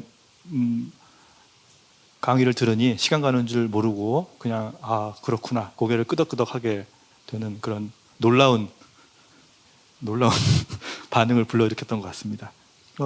네, 황인찬 시인께서 혹시 질문이 있을까요? 네, 일단 저 낭독해 주신 시 읽고 듣고 같이 보면서 깜짝 놀랐는데 이 기법이 엄청 현대적이네요. 이 핵심이 되는 이미지, 감각적인 이미지를 딱 중심축에 두고 레이어를 막 겹치면서 막 건너뛰는 사실 제가 쓰는 방식 많이 쓰는 방식이거든요. 그래서 나 이거 너무 흥미롭게 막 듣고 봐가지고 진짜 너무 좋았는데 근데 이제 이 제가 질문 드리고 싶은 건 그래서 그 덕분에 이제 진짜 읽어봐야겠다, 공부해봐야겠다 생각하는 기회가 되기도 했는데요. 근데 일단은 제가 더 궁금한 건 이 과작의 시인이잖아요. 그리고 이제 20년 정도의 공백을 두고 이제 이 시집이 출간이 되었는데, 그러면 이 시집들 사이에 좀 차이가 분명히 이 기간 때문에라도 분명히 있을 것 같아요. 그래서 이 박양균 시인의 작업을 그 이제 초반에 두 작업들에 대해서 어느 정도 설명을 해주셨다는 생각이 들기도 하는데, 또 이 일어서는 빛, 그러니까 이 1976년에 출간한 일어서는 빛이라고 하는 이 시집을 이제 이전 작업들하고 비교해봤을 때는 또 어떤 차이가 있고 또 어떻게 이해할 수가 있고 뭐 이렇게 볼 수가 있을까요? 이런 것 좀 질문드리고 싶습니다. 네. 저도 이제 뭐 이렇게 준비를 하고 읽으면서 당연히 20년의 기간이 있어서 어떤 차이점, 뭐 변화, 지점, 뭐 이런 거에 주목을 하면서 읽었습니다. 근데 읽는데 굉장히 오랜 시간이 그래서 걸렸던 것 같아요. 그래서 일단은 이 시집 자체는 그 현대시학을 이제 그때 창간하고 주관했었던 이제 전봉건 시인이 박양균 시인하고 아마 친했나 봅니다. 근데 야, 시를 써야지라고 해서 계속 설득을 해서 이제 그만둘지도 몰라 현대시학, 그만두기 전에 우리한테 연재 좀 하자라고 해서 연재를 오히려 제안을 했다고 해요. 그래서 무려 3년 동안이나 연재를 해서 그 35편의 시를 묶어서 출간한 시입니다. 그러니까 3년간의 연재도 좀 이례적인 거고, 연재를 하면서 연작시를 냈는데 제목이 없이 또 이렇게 한 것도 약간 좀 특징적이라고 생각이 됩니다. 이제 아까도 말씀드렸지만 이제 빛이라는 소재가 이제 압도적으로 사용되고 있는데요. 답변만 먼저 땡겨서 말씀드리자면 변화라기보다는 일종의 종합적 시도로 보입니다. 그래서 실제로 그 세 번째 시집 그 시인의 말에 뭐라고 하시냐면 내 시작 과정에 있어서 이제 이거를 쓰고 새로운 전기를 이제 마련하겠다. 이제 앞으로 더 나는 이제 쓸 수 있어. 라고 말씀을 하셨어요. 실제로는 안 쓰셨지만 그 뒤로. 그래서 오히려 그 자신의 이제 20년 뒤를 돌아보고 이 시집으로 첫 번째, 두 번째 시집에서 더 말하고 싶었던 것을 완성하려고 하지 않았나, 이런 생각이 들어서 변화보다는 방금 전에 제가 두 편의 시를 통해서 말씀드렸던 것처럼 자신의 기법, 시적 어떤 구조, 누구에게 전달돼도 다양하거나 또는 어떤 시적인 감각으로 전달될 수 있는 시적 구조를 만들기 위해서 노력하지 않았나. 그래서 제가 요 연작 시집에 제목이 없으니까 이런 게 있습니다. 이제 아내하고 창호지를, 예전에는 이제 한지로 창호지를 발랐으니까 이제 주기적으로 갈았어야 됐잖아요. 그래서 창호지를 발라서 햇볕에다 널어놓고 물도 뿌리고 이런 걸로 제가 알고 있는데, 그러니까 그렇게 한 발짝 물러서서 창호지, 새로 바른 창호지를 바른 창을 이렇게 만족스럽게 바라봅니다. 근데 이제 거기에 빛이 투과돼서 이제 산란하게 되면서 과거의 부부들도 이랬겠지, 뭐 이런 식으로 연관이 넘어가는 시상을 가진 시작품이 이제 다 인상적이었는데, 그 시가 또 방금 전에 소개시켜드렸던 두 편하고 유사한 것 같아요. 그래서 빛의 의미가 아니라 빛이라는 다양하게 변화되는 소재가 어떤 시적 구조까지 만들어낼 수 있는지를 아마 한 편 한 편 천천히 3년간 실험해보지 않았나, 그런 생각이 듭니다. 이제 신동집 시인의 작품 세계를 알아보고 또 낭독을 하는 그런 시간으로 넘어가도록 하겠습니다.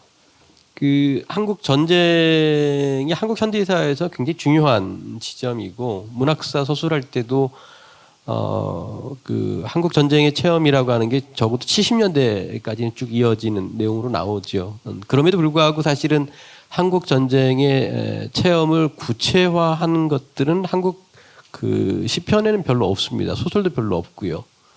그게 아마 여러 가지 이유가 있을 것 같아요. 큰 부류로 얘기한다면 크게 두 가지일 텐데, 하나는 종군 문인들이 남겨놓은 기록들이 있습니다. 아까 말씀드렸던 것처럼 전쟁 때 그 군인들을 따라다니면서 이제 문학적 기록을 했던 분들이 있죠. 뭐 대표적으로 보면 유치한이라든지 조지훈 시인이든지 뭐 이런 분들이 이제 종군 문인들 각각의 육해 공군을 따라다니면서, 주로 이제 육군하고 공군을 이제 따라다니면서 썼던 작품들이 나와 있고, 거기에 이제 일종의 기관지 같은 작품들로 뭐 전선이라든지 그다음에 전시수첩이라든지 이런 작품들 속에 전쟁의 체험들이 기록이 되어 있습니다. 그런데 대체로 보면 좀 도식적이죠. 전쟁의 체험이라고 하는 게 대체로 어떻게 갈 것이라는 게 파악이 되는 내용이고요. 또 한편으로 보면 이제 뭐에 관한 기록들이 좀 남아 있냐면 이제 주로 이제 대구하고 부산에 피난 생활을 하면서 썼던 기록들이 좀 있습니다. 실제로 놓고 보면 한국 전쟁 자체를 소재로 하고 있는 시들은 많지 않거든요.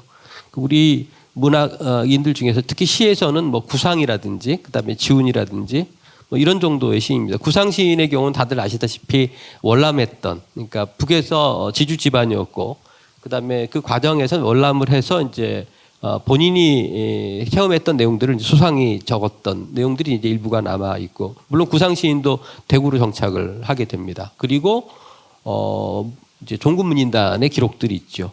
근데 좀 특이한 것 중에 하나가 아까 제가 말씀드렸던 것처럼 신동집 시인이 한국문학사에서 되게 중요하게 평가되는 이 서정의 유형이라고 하는 시집이 1954년에 발간됐는데, 거기에 이제 20편의 작품들이 상당히 높은 수준의 죽음에 대한 체험들, 직접 죽음을 보고 시신을 보고 그것과 관련된 상념들을 노래한 작품들이 실제로 아주 잘 그려져 있거든요. 생각해 보면 1948년에 발행했던 대낮이라는 시집, 본인 스스로가 회수했다고 알려져 있는 그 시집과 불과 이제 6년 이후에 쓰여진 이 시집 사이에서의 작품의 수준이 사실은 어떻게 이렇게 바뀔 수가 있나라고 생각할 정도로 굉장히 많이 차이가 납니다. 궁금한 것 중에 하나는 이를테면 그 신동집 시인은 대구에만 계속 있었거든요. 그러니까 한국 전쟁은 대구 위까지죠. 낙동강 위까지 있다가 대구는 사실은 전쟁에 여러 가지 체험들이 없죠. 물론 이제 전쟁의 체험이 없다고 하더라도 다양한 방식으로 국가 폭력들이 이루어지는 현장이 있긴 했지만 전쟁의 실상들을 어떻게 보고 적었을까라고 하는 것은 굉장히 의문이긴 합니다.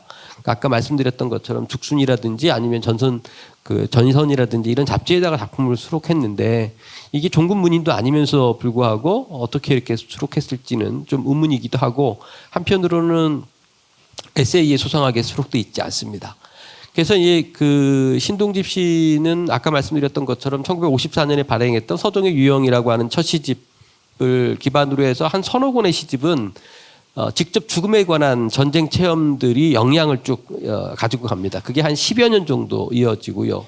그리고 1968년, 70년에 발행했던 시집, 대표적으로 보면 빈 콜라병이라고 하는 시집부터 한 15, 16년 동안 어떤 유형의 작품들이 만들어지냐면, 앞에 있던 그 첫 번째 시집부터 서너 권의 시집은 직접 죽음을 목격한, 죽음에 대한 천착, 죽음에 대한 체험을 통해서 죽음이란 어떤 것인 거고, 생명 그리고 인간 존재는 무엇인가, 이런 것들의 실제적인 체험들을 기록했다고 한다면, 요 중간 지점으로 가면 존재에 대한 탐색들을 보여줍니다. 존재에 대한 탐색이라고 하는 게 사실은 굉장히 추상적인 얘기면서 폭이 넓은 이야기인데, 이를테면 존재란 어떤 것인가에 관한 이야기. 그래서 빈 콜라병 같은 시집으로 대표되는, 나중에 이제 그 신동집의 시세계의 변화를 얘기할 때 빈 콜라병 시집부터 이야기를 하는데, 그 시집 같은 경우에는 이를테면 김춘수의 꽃이라고 하는 시로 대표되는, 이를테면 존재란 무엇인가, 우리에게 존재는 무엇인가라고 하는, 그러니까 사물을 놓고 존재에 대한 탐색을 하는, 마치 화가들이 대상에 대한 오랜 탐색을 하는 것처럼 시인들도 그런 접근을 하죠. 우리에게 대상이란 무엇인가, 사물이란 무엇이고 존재란 무엇인가, 이런 탐색들을 상당히 오랫동안 합니다. 그래서 초기에는 그 죽음에 대한 체험을 기반으로 한 여러 가지 죽음에 대한 천착들을 보여주는 시집이 있고, 그 이후에는 조금 더 광범위하게, 좀 더 깊게 존재에 대한 탐색을 하는 시편들이 상당 기간 있습니다.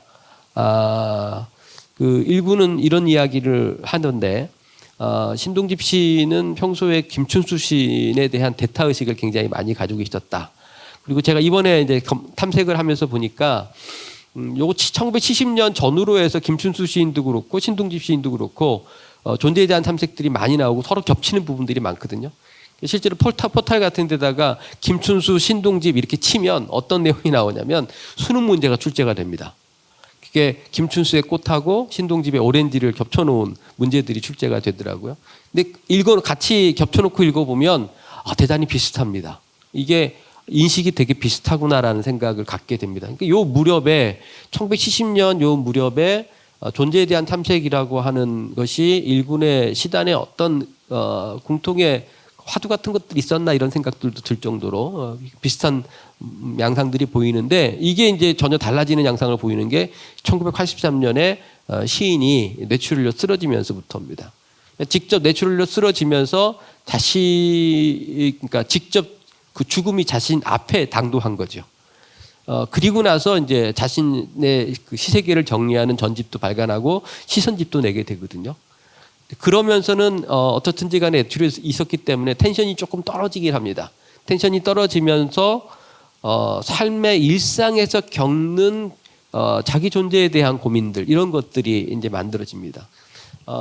그러기도 하고 한편으로는 동양적인 세계, 뭐 노자나 장자 이런 시에 대한 언급들도 있거든요. 그래서 신동집 시세계 전체를 놓고 보면 시세계 전체를 사실은 꼼꼼하게 연구한 연구자들은 별로 없긴 하지만 그걸 놓고 보면 신동집 시인의 세계는 서양에서 동양으로 넘어왔다. 혹은 타량에서 귀양의 세계다. 이런 존재론에서 죽음에 대한 천착에서 존재론으로 회귀한 시인이다. 이렇게 언급이 되는 그런 시세계를 보여주고 있다. 이렇게 정리할 수 있을 것 같습니다. 네, 감사합니다. 그러면 이어서 황인찬 시인의 낭독 및 감상을 들어보도록 하겠습니다. 네, 두 편의 시를 준비했고요. 일단 읽고 이야기해 보겠습니다. 빈 콜라병. 빈 콜라병에는 가득히 빈 콜라가 들어있다. 넘어진 빈 콜라병에는 가득히 빈 콜라가 들어있다. 빈 콜라병에는 한 자락 밝은 흰 구름이 비치고 이 병을 마신 사람의 흔적은 아무데도 보이지 않는다. 넘어진 빈 콜라병은 빈 자기를 생각고 있다. 그 옆에 피어난 들국 한 송이 피어난 자기를 생각고 있듯이 불고 가는 가을바람이 넘어진 빈 콜라병을 달래는가 스스로 풀어내는 음악이 빈 콜라병을 다스리고 있다.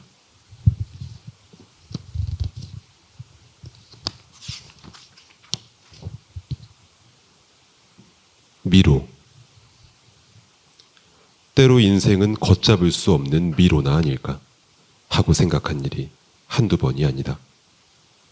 온통 수수께끼로 찬 세상, 무엇가 무언지 알 수도 없는 일이 하루에도 몇 번씩 일어나곤 한다. 간신히 그날 미로를 빠져나온 후 모두가 한마당 꿈과도 같았다. 아직도 울리는 공동의 메아리 소리들 몇 번이나 착각으로 들으며 현기나는 길을 나는 가는 중이다. 여기가 대체 어디일까? 마치도 도깨비에 홀린 듯 필사로 빠져나려던 이 미로. 정신없이 길을 헤매이다가 끝내는 기진맥진 멍멍이 그 자리에 쓰러지고 만다. 만약에 이것이 망상이 아니었더라면 나는 살아갈 수가 없었을 것이다. 나는 냉철을 되찾아 혼잣말로 중얼거리곤 했다. 아무리 귀신의 혼이 뺏겨도 정신만은 바로 차려야지. 사악한 망령들이 개글거리며 조소하는 소리가 들리곤 했다. 이것은 분명 실제의 색이었다. 눈을 부비고 또 부벼도 이것은 틀림없이 실제의 색이었다. 식은땀을 흘리며 소름에 부르르 몸을 떨던 일, 꿈이었나 보다고 가까스로 안도의 숨을 내려쉬곤 했다. 모두가 커다란 미로의 일부에 지나지 않았다. 간밤에 나는 미로에 빠져든 꿈을 꾸었다. 그리곤 줄곧 잠을 설치고 말았다. 우리들의 인생은 어쩌면 걷잡을 수 없는 미로나 아니었을까? 모두가 한마당 꿈이었나 보다. 네. 요 두 시가 마침 그 선생님께서 이제 잘 설명해 주셨던 것처럼 그 이제 신동집 시인의 시의 어떤 변화들이 느껴지니까 제가 생활된 중기와 후기들의 작품들이고 그런 어떤 좀 특징들을 좀 보여주나라는 생각이 들어서 그리고 아주 너무 매력적이라서 읽은 그런 이제 시들인데요. 네, 제 신동진 시에 대한 어떤 독서 경험을 하나를 생각해 보자면 사실은 이 자리가 아니었다면 저한테 신동진 씨는 오렌지로만 알고 있는 그런 시인이기도 했었습니다. 근데 저한테 이 오렌지라는 시를 가만 생각해 보면 제가 교과서 문학 교과서에 실린 시를 읽었을 때 충격을 받은 첫 작품이었던 것 같거든요. 그러니까 그 교과 과정 안에서 이렇게까지 모던한 느낌을 주는 시를 읽어본 적이 없었던 거예요. 사실 뭐 꽃 같은 경우에는 굉장히 낭만적인 작품이고 김춘수 씨의 꽃 같은 경우에는 이렇게 이 언어적으로도 기법적으로도 굉장히 좀 모던한 느낌을 주는 작품이라 이게 뭐야라고 생각하면서 되게 마음속에 남아 있었던 작품이었는데요. 이제 제가 문학을 이제 시작을 하고 공부를 하다 보니까 결국 제가 이제 빠져들고 좋아하게 됐던 것이 전후 세대의 모더니즘 계열로 분류되는 시인들이었습니다. 뭐 김춘수나 뭐 김종삼이나 전봉건 같은 시인들, 김수영 시인도 포함을 해서 그래서 이 김춘수 시인의 시가 보여줬었던 어떤 이런 이 탐구 같은 게 저한테는 굉장히 중요한 시인으로서 되게 중요한 이제 공부할 만한 이 주제 의식이기도 했었거든요. 그걸 어떻게 계승하느냐 그리고 어떻게 비판적으로 또 수용을 하느냐 하는 것들이었는데 이 신동집 시인의 시를 이제 공부하면서 접하게 되니까 내가 이걸 진즉 알았어야 됐다. 이 생각이 들더라고요. 말씀하신 것처럼 이 김춘수 씨하고 공유하는 지점이 있으면서 다른 지점이 있기도 하고 그래서 그런 다른 지점들의 변화들을 보여주는 작품들 그 만나는 지점과 멀어지는 지점들을 보여주는 게 이 빈 콜라병 그리고 미로라는 시라고 생각이 들어요. 둘 다 너무너무 매력적이죠. 정말 읽고 있으면 좀 함께 황망해지는 그런 느낌의 두 편의 시들이라 뭐 시간이 짧아서 더 길게 말씀드리기 어렵겠지만 하여간 그런 점에서 참 너무너무 좋은 시들이었고 네 너무너무 좋았다. 네 이렇게 말씀드리고 싶습니다. 한마디. 네, 그 김우천 선생님이 1970년대 그 이제 열심히 활동했던 비평하셨던 분이잖아요. 김우천 선생님이 한국의 시인들에 대한 여러 가지 평가 기준을 얘기하는데 대체로 정서적이거나 선적인 것들에 대해서는 부정적입니다. 근데 굉장히 우호적으로 본 시들의 경우에는 되게 지적인 시들을 긍정적으로 많이 평가를 하거든요. 근데 그 신동집 시인에 대한 평가를 하면서 어떻게 평가를 하냐면 지적인 강인함을 가지고 있는 시인이다 이렇게 얘기를 해요. 지금 전에 황인찬 선생님 말씀하셨던 것처럼 오렌지 같은 시편들이 사실은 그 신동집 시인의 중기에 굉장히 많이 있거든요. 그래서 이런 시 세계는 사실은 한국 시사에서 많지 않은데 우리는 그냥 김춘수만 보고 있지만 신동집 시인의 상당수의 시 세계가 여기에 포진돼 있거든요. 근데 신동집 시인 이런 이야기를 하는데 자신에게 영향을 줬던 굉장히 중요한 시인으로 라이나 마렐 릴케를 꼽아요. 근데 김춘수 시인도 릴케의 영향을 많이 받는데 릴케의 시집 중에 사물과 관련된 탐색을 하는 시들이 있는데 그게 한국 시인들에게 영향을 실제로 준 것 같다라는 생각도 제가 구체적으로 검증은 못했지만 이런 생각은 갖고 있긴 합니다. 그게 지금 읽었던 그 시들도 1970년을 전후로 한 시편들인데 한번 주목할 만한 대목이다 이런 생각이 듭니다. 간단하게 이번 행사에 대해서 간단하게 소감을 말씀해 주시고 마치도록 하겠습니다. 네.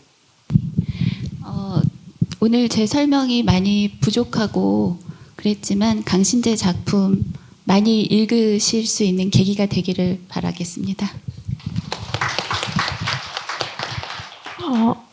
강신재 작가님 그 연보를 보면 거의 한 해도 쉬지 않고 매년 작품을 굉장히 많이 생산을 하셨더라고요. 그래서 그런 왕성한 어떤 작품 활동의 집필력, 창작에 대한 열정 같은 것을 보면서 많은 것을 느꼈고 많은 자극을 받았습니다. 그리고 오늘 이 자리에 오신 분들도 함께하면서 솔직히 문학을 하는 게 너무 어렵다 이렇게까지 해야 되나 하는 생각이 들 때도 많았는데 강신 작가님 작품을 읽으면서 그리고 오늘 함께해 주신 분들을 만나면서 여전히 문학은 힘이 세다. 100년이 지나도 그 작가가 살아있다라는 걸 느끼게 한 좋은 시간이었던 것 같습니다. 감사합니다. 네, 박양균 시인을 소개하게 돼서 저도 즐거운 시간이었고요. 모쪼록 황인찬 시인도 그 박양균 시인의 시를 좋아하는 한다고 말씀해 주셨는데 정말 매력적인 시 세계를 보여주고 있는 시인입니다. 돌아가셔서 많이 박양균 시인의 작품을 읽어주셨으면 좋겠습니다. 네, 감사합니다. 네, 저는 무엇보다 정말 많이 배우는 그런 자리였어서 아주 기쁜 마음으로 말씀해 주신 모든 이야기들 다 잘 들었고요. 일단은 제가 더 많이 일단 공부해야 되겠다. 일단 가가지고 빨리 이 시인들 그리고 작가들 다 책을 구해서 공부하는 시간을 가져야겠다라는 생각이 드는 정말 그런 자리였습니다. 이렇게 시간이 지나서도 계속 읽힐 수 있다는 거, 그리고 새롭게 의미를 가질 수 있다는 게 문학의 좋은 점이라는 생각이 들어요. 그래서 뭐 100년이 지나서도 200년이 지나서도 저희가 계속 이 작품들을 읽고 생각할 수 있다면 저희가 걱정 없지 않을까. 여러 걱정이 많이 있지만 그래도 걱정이 없지 않을까. 네, 이런 말씀 드리고 싶습니다. 네, 감사합니다. 예, 제가 문학 공부한 지 30년 넘었는데 사실은 신동집 시인의 그 시세계 전체를 본 거 이번에 부끄럽게도 처음이었습니다. 더군다나 제가 대구에 살고 있는데 대구 영남대학에 전에 재직하고 계셨던 신동집 시인의 시도 잘 모르고 있었구나. 더군다나 박양균 선생님의 시들도 제대로 본 적이 없어서 이번 기회를 통해서 이러저러한 시인들에 관한 여러 가지 공부들을 할 수 있었고, 앞으로 조금 더 그 부분에 대해서 열심히 좀 공부를 좀 해야 되겠다, 이런 생각들 했습니다. 많은 관심 가져주시기를 부탁을 드립니다. 네, 고맙습니다. 네, 감사합니다. 여기 오늘 호명된 이 시인 소설가 분들께서 자신의 100주년이라고 이렇게 많은 사람들이 본인의 문학과 작품을 기억해 준다는 것을 혹시 알았다면 얼마나 기뻤을까, 이런 생각이 듭니다. 저도 아무튼 감개무량합니다. 네, 이상으로 문학정담 행사 일부를 마치도록 하겠습니다. 행사 영상은 대산문화재단 유튜브에 게재될 예정이니 나중에 참고해 주시기 바랍니다. 그리고 내일은 저녁 7시부터 저희 망원동에 있는 진부책방에서 자매 행사 100년 동안의 낭독이 진행됩니다. 여기에도 많은 관심과 참여 부탁드립니다. 그리고 4시부터 개회식을 하고 개회식 끝난 뒤에는 문학정담 2부가 예정되어 있으니 그 자리도 많이 즐겨주시기 바랍니다. 오랫동안 집중해 주시고 경청해 주셔서 대단히 감사합니다. 감사합니다.